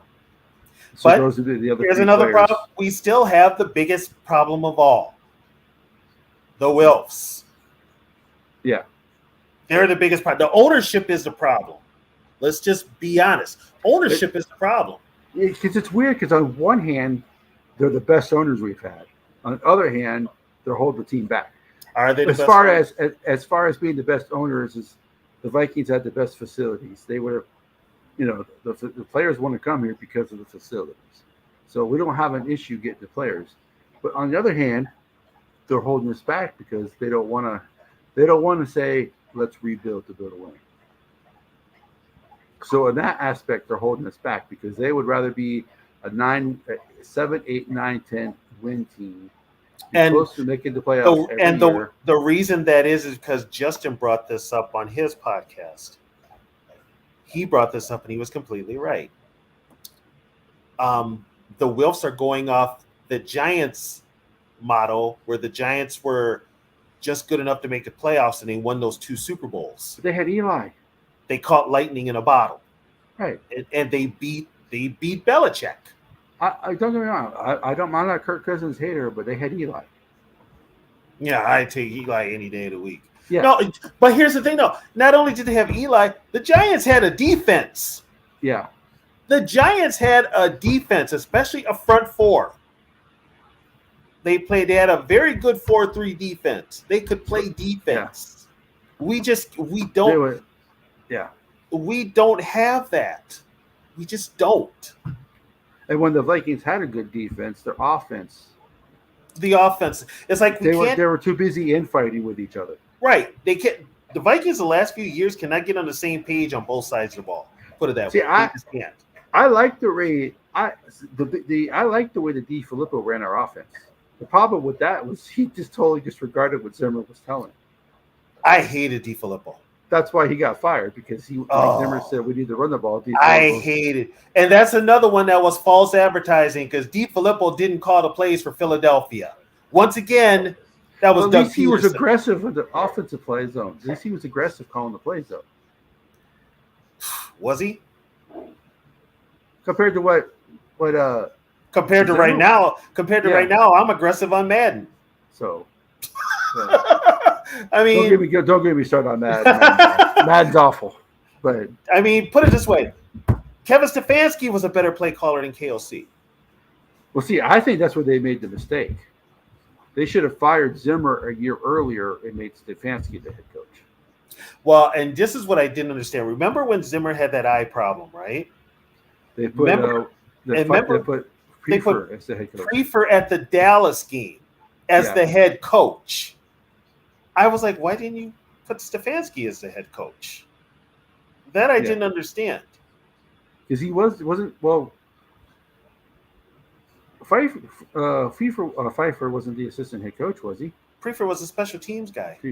Yeah, but he wasn't like special teams / assistant head coach, right? He was just was just a special teams guy, but he had been there the longest. And they still almost won, but still, I mean. Right. But still, why wouldn't you give Stefanski that gig? I don't know. Because the Browns would be good if it wasn't for their quarterback. I don't know. He looked pretty good today. He did. He looked pretty good today. I mean, they won. They got 2 W's. Well, we don't have any. They ate them W's. Yeah. It's like, I mean, I ain't gonna talk. I like Deshaun Watson, to be honest. I liked him. I liked him when he was in Houston. Far be it. I mean, besides all the other BS, I liked him. But does he get along with coaches though, or I mean, that's the thing. He gets along fine with coaches. He didn't get along with Houston because McNair is an asshole. The Houston coach is an asshole. He wanted out of Houston because Houston was a dumpster fire, and McNair was an asshole. And then all of a sudden, all these charges came up. Yeah. And it's kind of weird how the women that were accusing him, they all had the same lawyer who just happened to be Bob McNair's next door neighbor.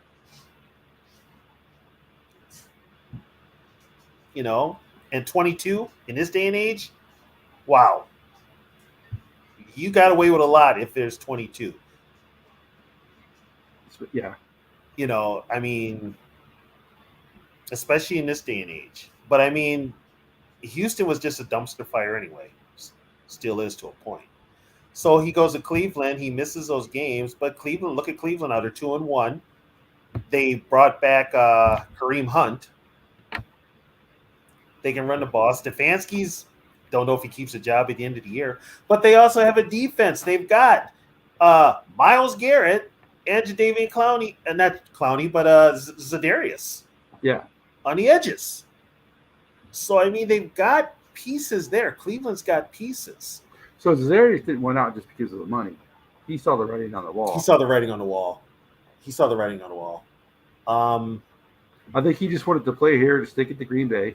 Mm-hmm. And he did that. And he did that. So now he's like, okay, I want to play someplace else. Right. So, I mean, the scheme really didn't fit him either. He just was. Well, no, it's not that he was a 3-4 guy. He was a 3-4 guy, but the way they had him playing, they moved him around. But he also broke down towards the end of the year too, which he was known to do. Oh yeah, he's a bad back. Yeah, he's got a bad back, and it caught up with him at the end of the year. So, but once again, you only had 2 pass rushers, and that was Daniil and Zadarius. Yeah, at least we're not the Broncos. At least we're not the Broncos. I'm going to be honest with you. It couldn't have happened to a better coach than Sean Payton. I'm glad it happened to him. And a better quarterback, Russell Wilson. The reason why I don't like Russell Wilson is not because some of the other reasons why people don't like him.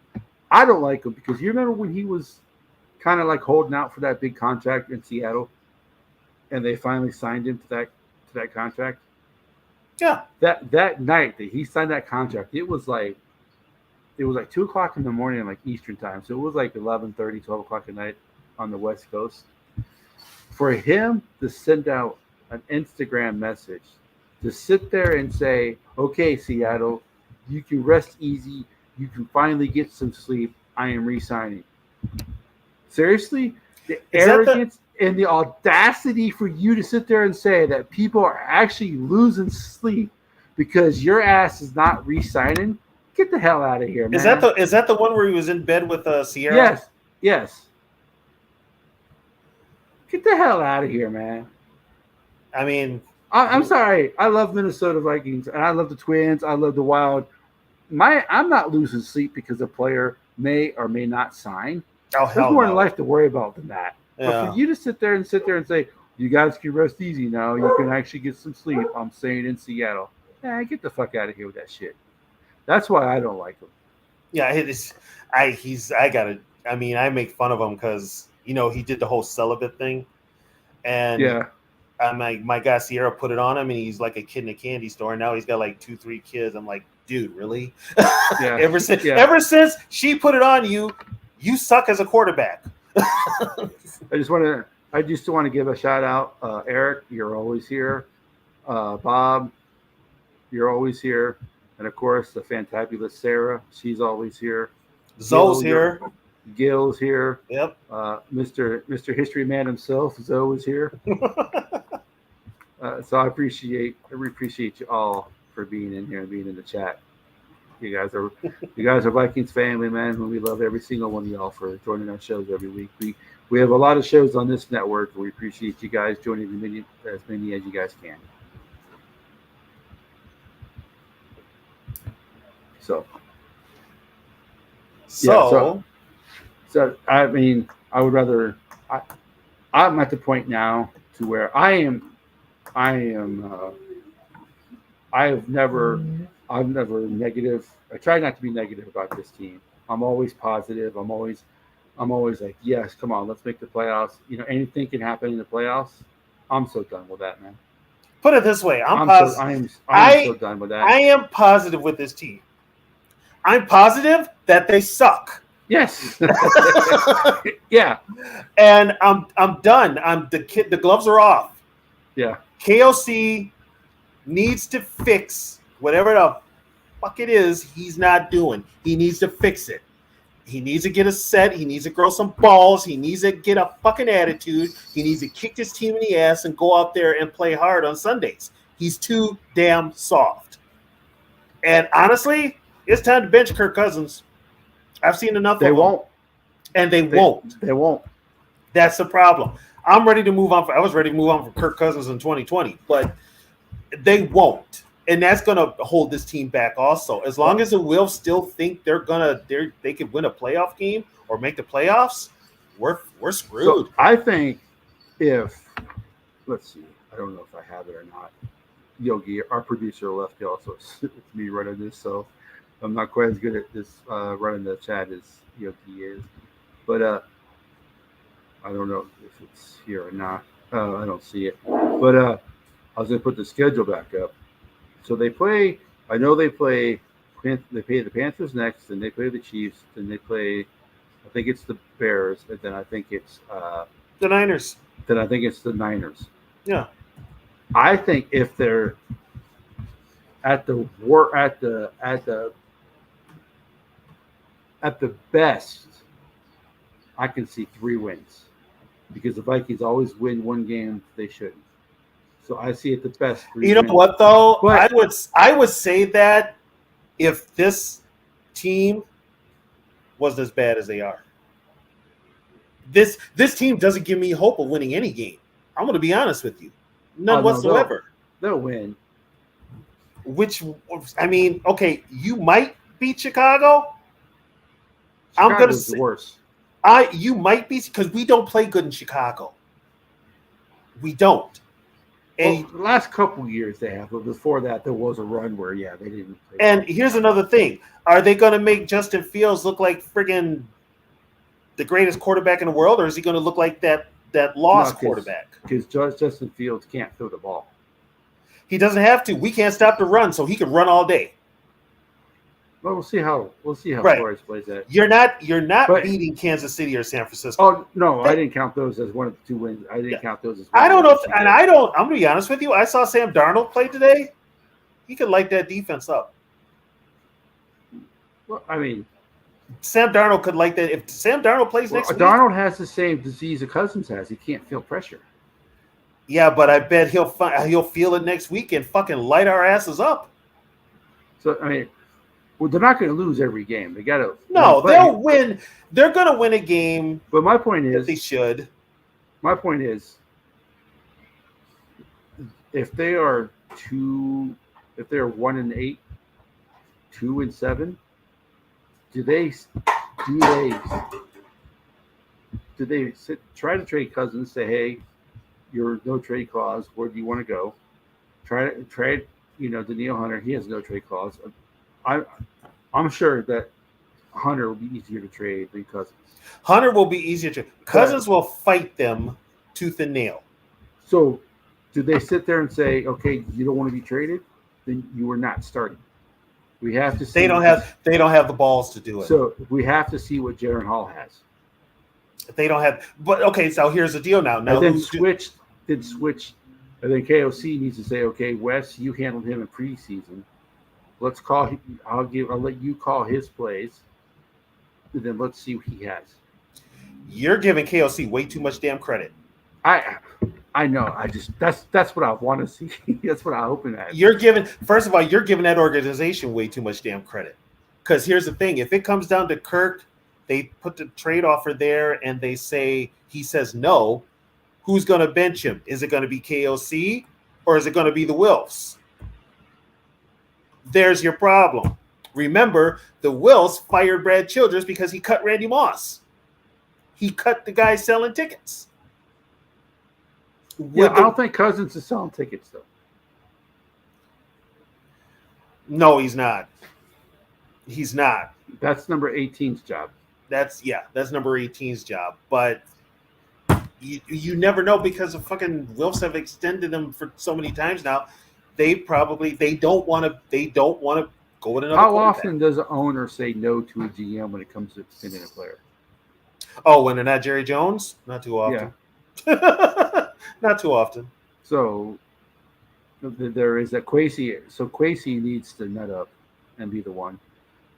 He needs to. But in spite of the owners, he needs to. The only one that could probably get through to the owners, and I'm going to say this, it's probably Grigson. It could be Grigson. Does he have the balls too? Grigson wants Kwesi's job. Grigson wants to be another GM. So would he actually be the one to say, listen, this is what needs to happen? Well, he's got to get somebody has to get the ear of Mark and Andrew Miller. Somebody has to. Yeah, the fans were shouting "Fire Childress" years ago. Can we just? I wish. I don't think that's going to happen, Sarah. But I mean, it's what was I? I lost my train of thought here. What were we talking about? Grigson, Grigson wants to be a GM. So yeah. Grigson is actually he's kind of calling the football shots because Kwesi really doesn't know football. He worked with the Browns or whatever, but he doesn't know football. He's not a football guy. He's an analytics guy. Well, you knew Kwesi, what he said in his interview, it's going to be a group decision. No, you're the GM. That's your job. Yeah, that right there. I had the red flags went up when they said that. When they said we're going to be making decisions through a committee. Yeah, I never heard. You may not like him. He made some bad decisions, but you never heard Spielman say, "Yeah, it's going to be a group decision." You know why? Because the GM. Wilfs let Spielman run the show, and that's what. And then we got what we got because they let Spielman run the show. Well, I blame him for the cap hill, but I'm not really going to kill him for drafts because drafts are 50-50 with players. Drafts are a crapshoot. If you don't develop the players, they're not going to win. Players that you should not have re-signed. Yeah, that's where I have the issue with Spielman. But also that you can kind of blame management for that too because they had a win now attitude. Yeah, they had a win now attitude, so it kind of gets on their asses too. And that's the Wilfs. San Francisco, if that game gets ugly, and it could fast too, it could get really ugly on national TV. Wow. I mean, I don't know. I think if he makes it the whole, I think he makes it the whole year. I think he makes his whole contract. But so far, San Fran's the best team in the NFC. Mm-hmm. Yeah. Yeah, I think it could be a long year for KOC. Didn't the Vikings have a chance to hire Shanahan too? Years ago, he was a finalist. They took Zimmer, I think. We could have Shanahan as the head coach.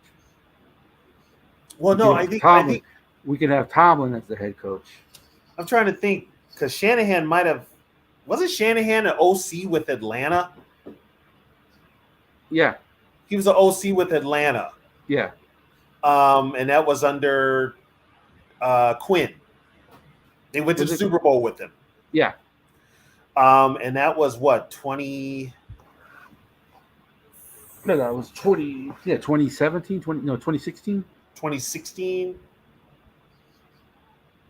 Yeah, 2016. So, no, the one that was up for when Zimmer was there, Jay Gruden was one of the coaches that was up for a head coaching gig. Well, I'm glad they didn't hire him. Yeah. Oh, by the way, he hates Kirk Cousins. What does that tell you? Well, he was the one in the Washington who wanted to get rid of him. Yeah. He hates Kirk Cousins. So, well, you know what? Everybody was. O'Connell was there at one time. McVay was there at one time. They all worked with Kirk Cousins. Yeah. So, but yeah, I mean, O'Connell probably makes it. He's going to finish out the season, and they're not going to fire. They're not going to fire KOC. Yeah, Kwesi didn't want Kirk. What's his? He's got a 3-year contract, right? Who's that? Kwesi? Yeah. No. KOC. Him and Kwesi both have 4-year contracts. I think they got 2 years left after this year. So I think Kwesi may make his contract. I don't know if KOC will. Kwesi may not. Kwesi may resign. Because here's the thing. Kwesi resigns, Grigson steps into the GM role. I hate to say it. They've already got a built-in replacement for Kwesi. They don't have a built-in replacement for KOC. What are they going to do? Give it to Mike Patton? I hope not. Is he still here? Yeah, he's the assistant head coach. Last I checked. Yep. He's the assistant head coach.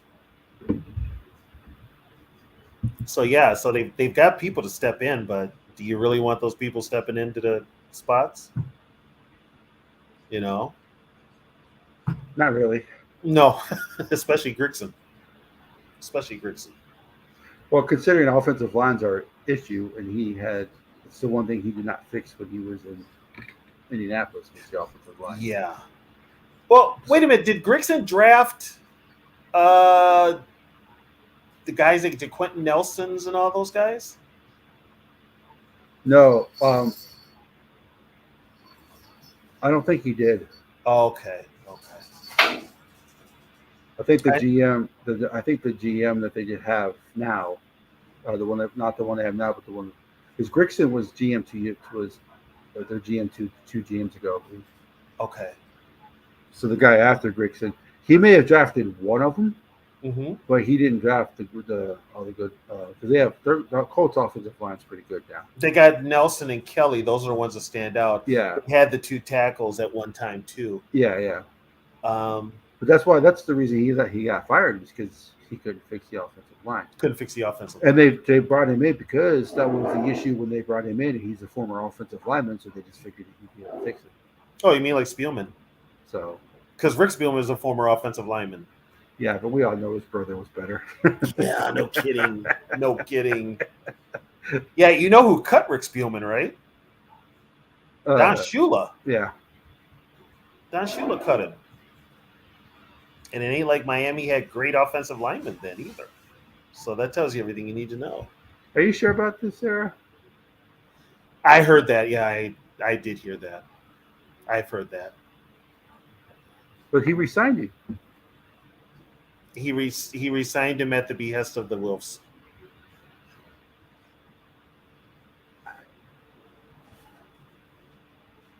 The Wolves don't want. They went through the Ponder thing and they're scared to take a chance on another quarterback. They're scared.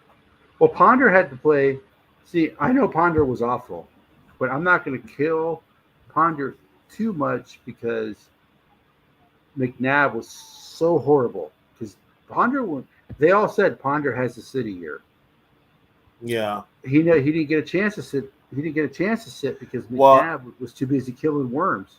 and also that draft class was terrible for Oh, quarterbacks. yeah, not one. I don't think there's one quarterback that. Mm-mm. Because I wanted Locker. I'm like, oh, we need to get Jake Locker, and he retired because And he retired. Yeah, he retired because of concussion. Locker. Wait, no. Who was my guy? Texas Colt McCoy. Who's still in the league? Who's still in the league? Backup. Yeah, Colt McCoy. So now what's going to have this team's going to spin it tomorrow with their press conference. They've got to get ready for a Carolina team that on paper they should beat, but I watched Carolina today. They're not going to be easy to beat. Yeah, And they could turn around and beat the Vikings. Chiefs. So The Chiefs blow us out. 49ers blow us out. And we lose to the Packers and Lions and Saints. Well, I don't know if we lose all those games. If Carr is still hurt for the Saints, they are not the same team when he's not playing. The Bengals, who knows about Burrow's injury? I think knowing the Wilfs like Tony does, they could get blown out by the Chiefs and the 49ers, but if they get blown out by the Packers, I think that'll be because this is supposed to be Jordan Love. They no longer have Rodgers. They no longer have Favre. The Packers are not supposed to be good. If the Packers blow the Vikings out, then the Wilfs may be like, what the hell's going on?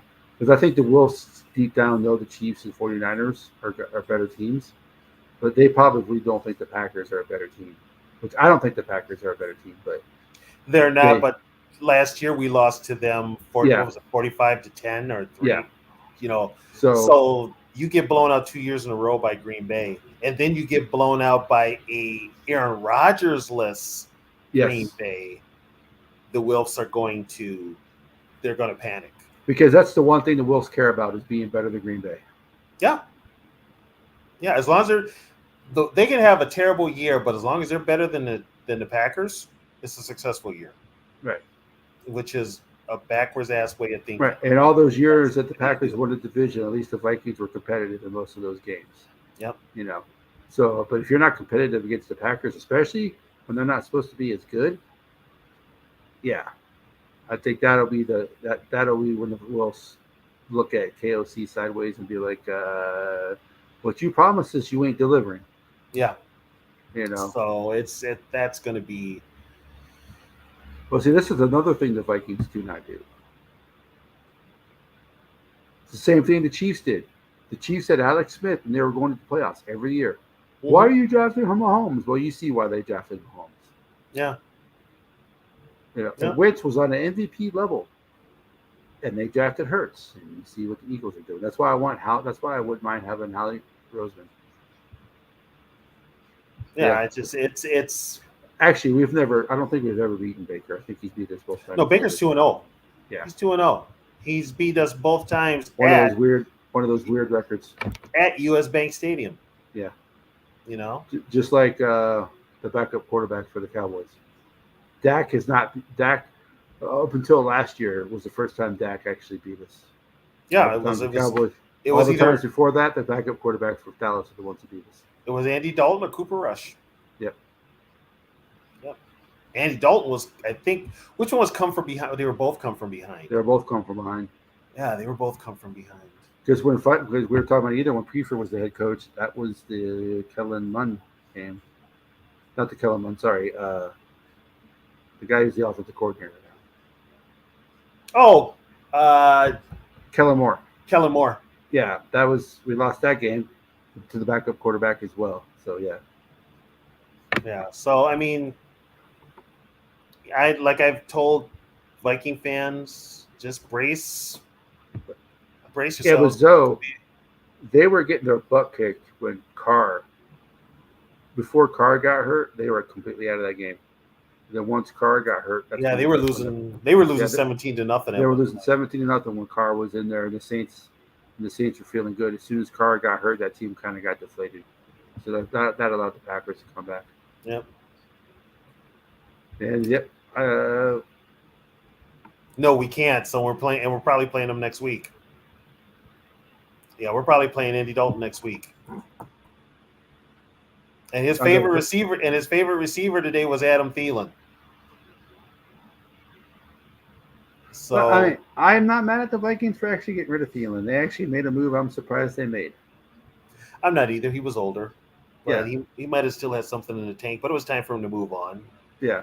I mean, people go, oh, he's from Minnesota. He's an undrafted, hey, sometimes, You know what? If he really wanted to end his career as a Viking, then don't play this year.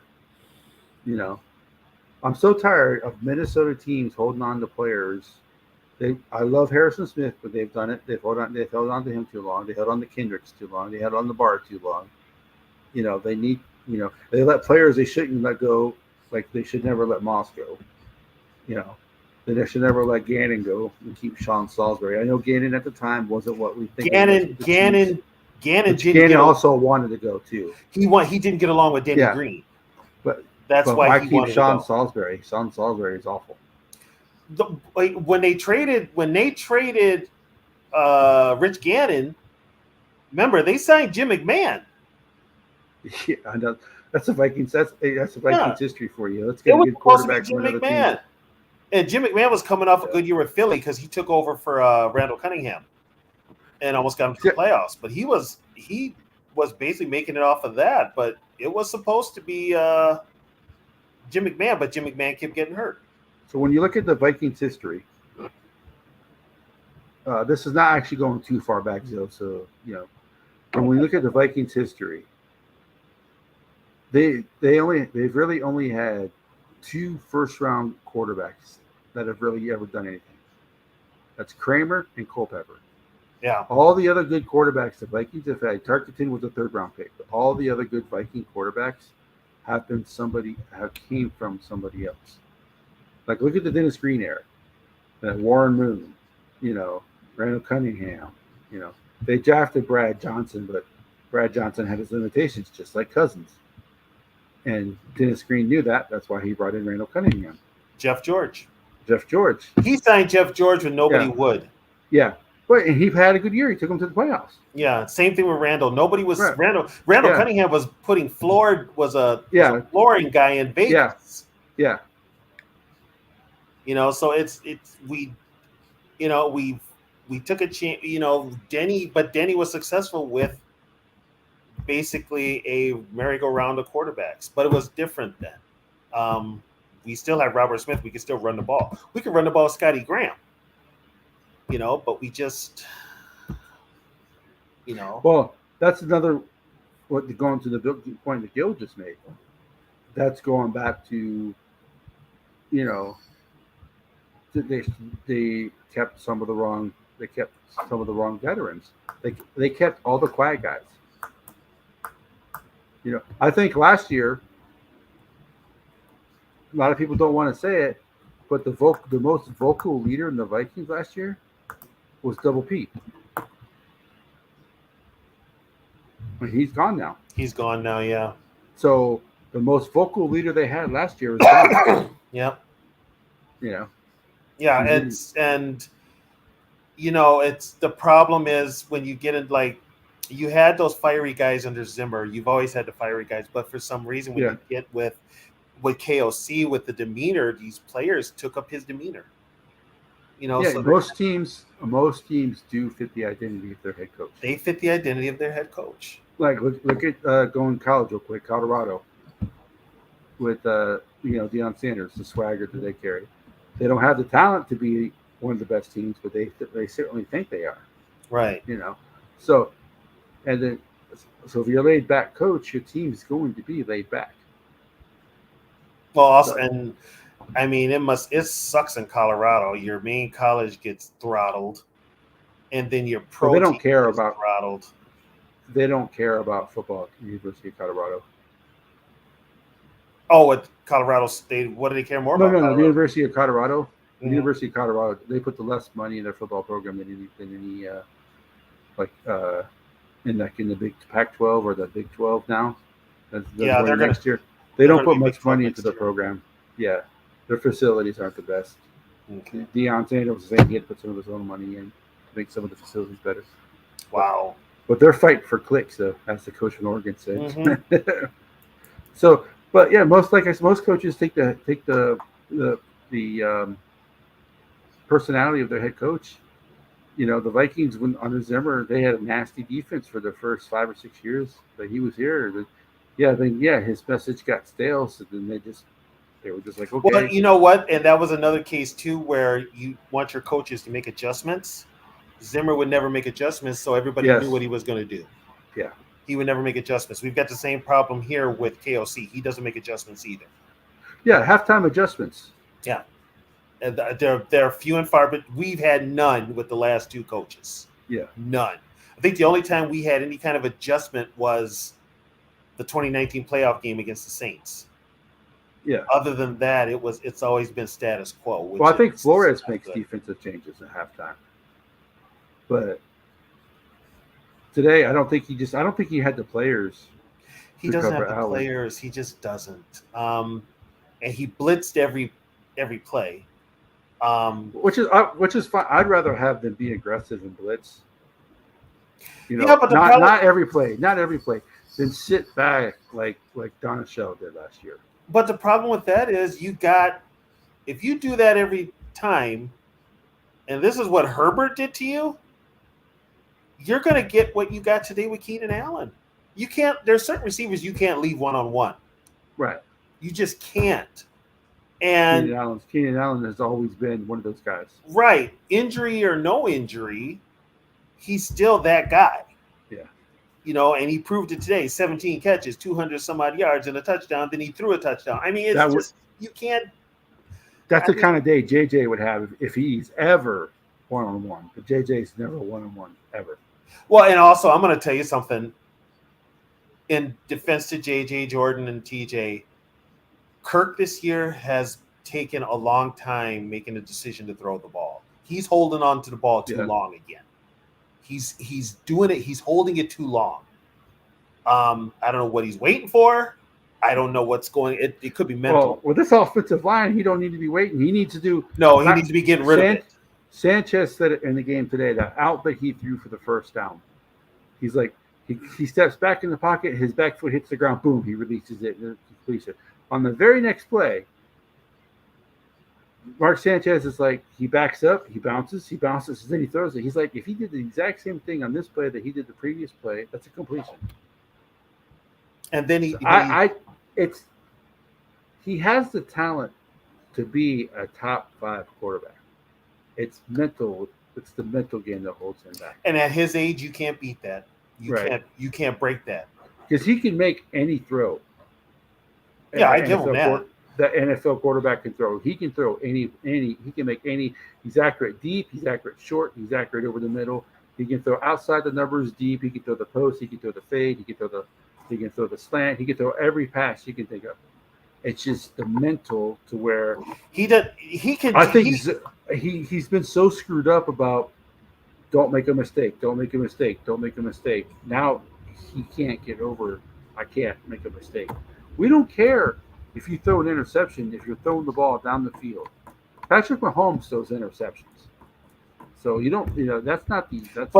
But the problem with Kirk is Kirk doesn't have the intangibles. He doesn't have the desire. He doesn't have the drive. He not a leader. Pocket presence too. He doesn't have a pocket presence either.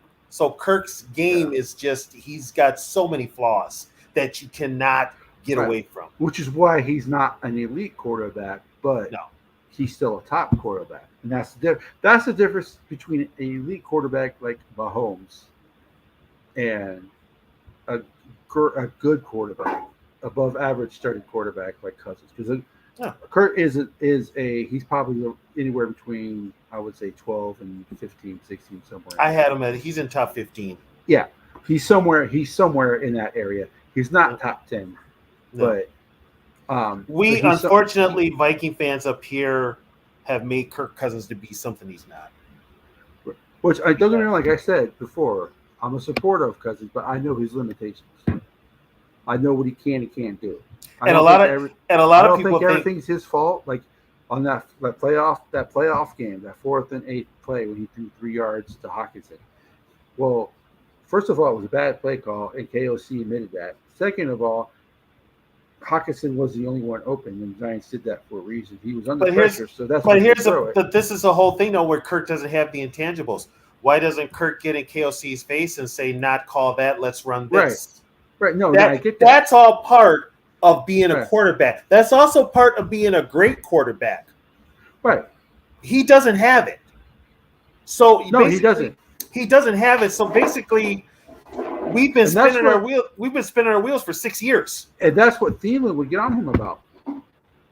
Thielen would be like, "You're the quarterback of this team. You're supposed to be the leader. If you don't like a play call, tell the coach." There were signs the first year we had Kirk that this wasn't going to work, and they were glaring. The Seattle game where Bobby Wagner was mic'd up, and he's telling everybody, you can hear him say, he's scared. He's scared. Kirk's scared, and Kirk was scared. And then we played that Chicago game. Chicago was half-assing it, and Kirk couldn't do it.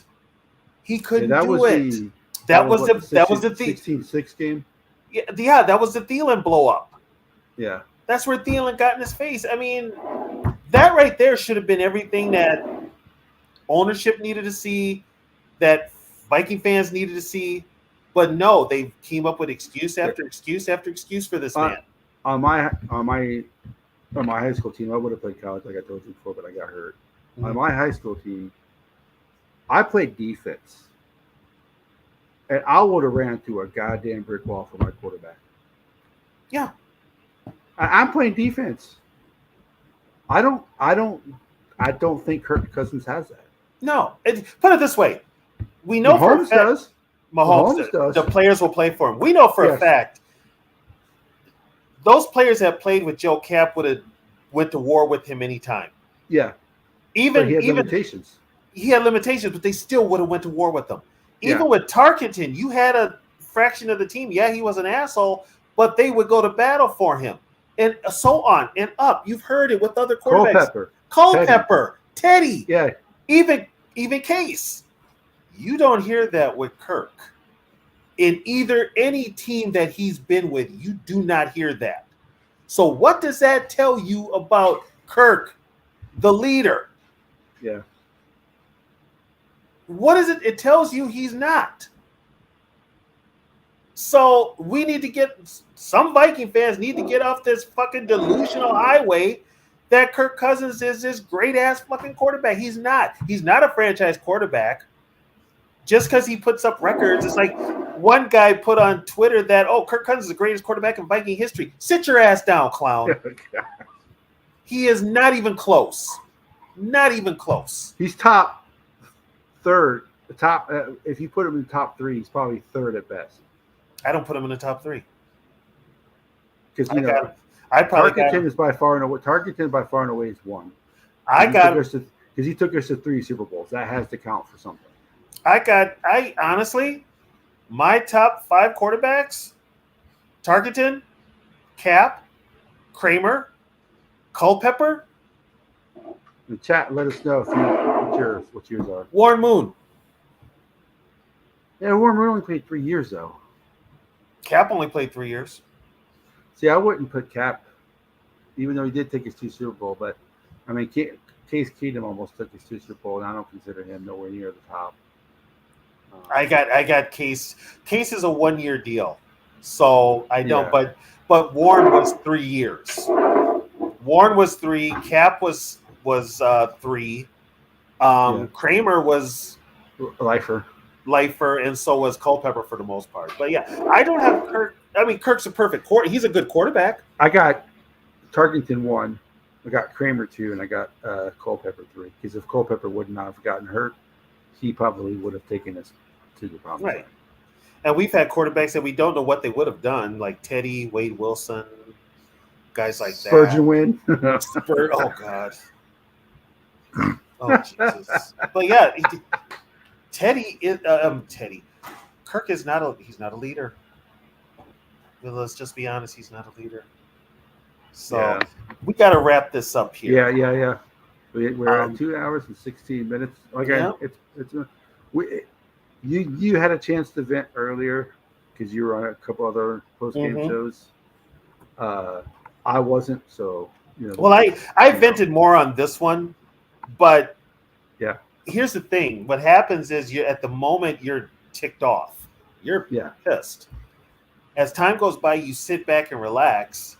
Yeah. You start thinking back to the game, and you get pissed off all over again, right? Because then you remember something that didn't happen, or you hear the press conference, or you read what was said in the press conference, and you're just like, "Are you fucking serious? What you just fucking said?" Yeah, the whole noise thing. Yeah, it's like, really? So, I can come on and I can vent. I mean, a lot of Viking fans have vented. My take is not going to be the nicest to the team. I can tell you that right now. Well, we are not puppy dogs, rainbows, and unicorns. We will give you facts. No, I'm not purple positivity. Yeah. So if you want purple positivity, the play-by-play station is with me. You'll be positive. You get the truth. Yeah. I'm not going to sit up here and sugarcoat. And when you're wrong, you're wrong. We both. Yeah. And when I'm wrong, I'm wrong. We both. Oh, I'll be the first to admit when I'm wrong. But yeah, no. I should have said to Mike last night, because Mike kept saying that the Vikings were going to sign Dalton Reisner. I said, stop thinking that, and I didn't say anything. I should have said, Mike, you were right. Yeah, you were right. They signed him. But I didn't think they were going to sign him either. Once they signed Quisenberry, I'm like, they're not going to sign him. Well, Quisenberry, I think, was already on the team. Right. Well, no, but I'm saying they were talking about signing Reisner. Then they signed Quisenberry. Once they signed Quisenberry, I'm like, they're not going to sign Reisner. Yeah, But I don't think if Quisenberry can play guard, but I think he's more of a tackle. But if he can play guard, they could be preparing for life too after Ezra. So O'Neal, Darisaw, Quisenberry, Reisner, right, and then get a new center. Yeah, can't be worse. No, it can't. So here's the deal, everybody. It's been real. It's been one of those days that sucks. But you know what? Paul Krause said it best. You lose that Sunday, guess what? The sun will still rise tomorrow. Yep. So football is just a game. Football is just a game. We're 0-3, and this team's got a lot of work ahead of them. got a lot of work ahead of him. So still a fan, Yep. Never. but still a never done fan. That's never going to waver. But this team has a lot of work. And And- on that note, It's like the 12 steps. The first Yep. step is acceptance. So Yeah. we've accepted the As a fact that this Viking. team just is not good. exactly. And on So that note, We will see you guys Tuesday for our history show.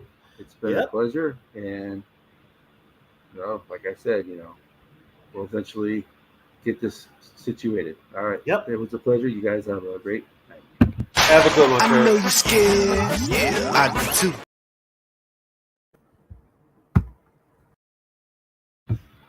Ah.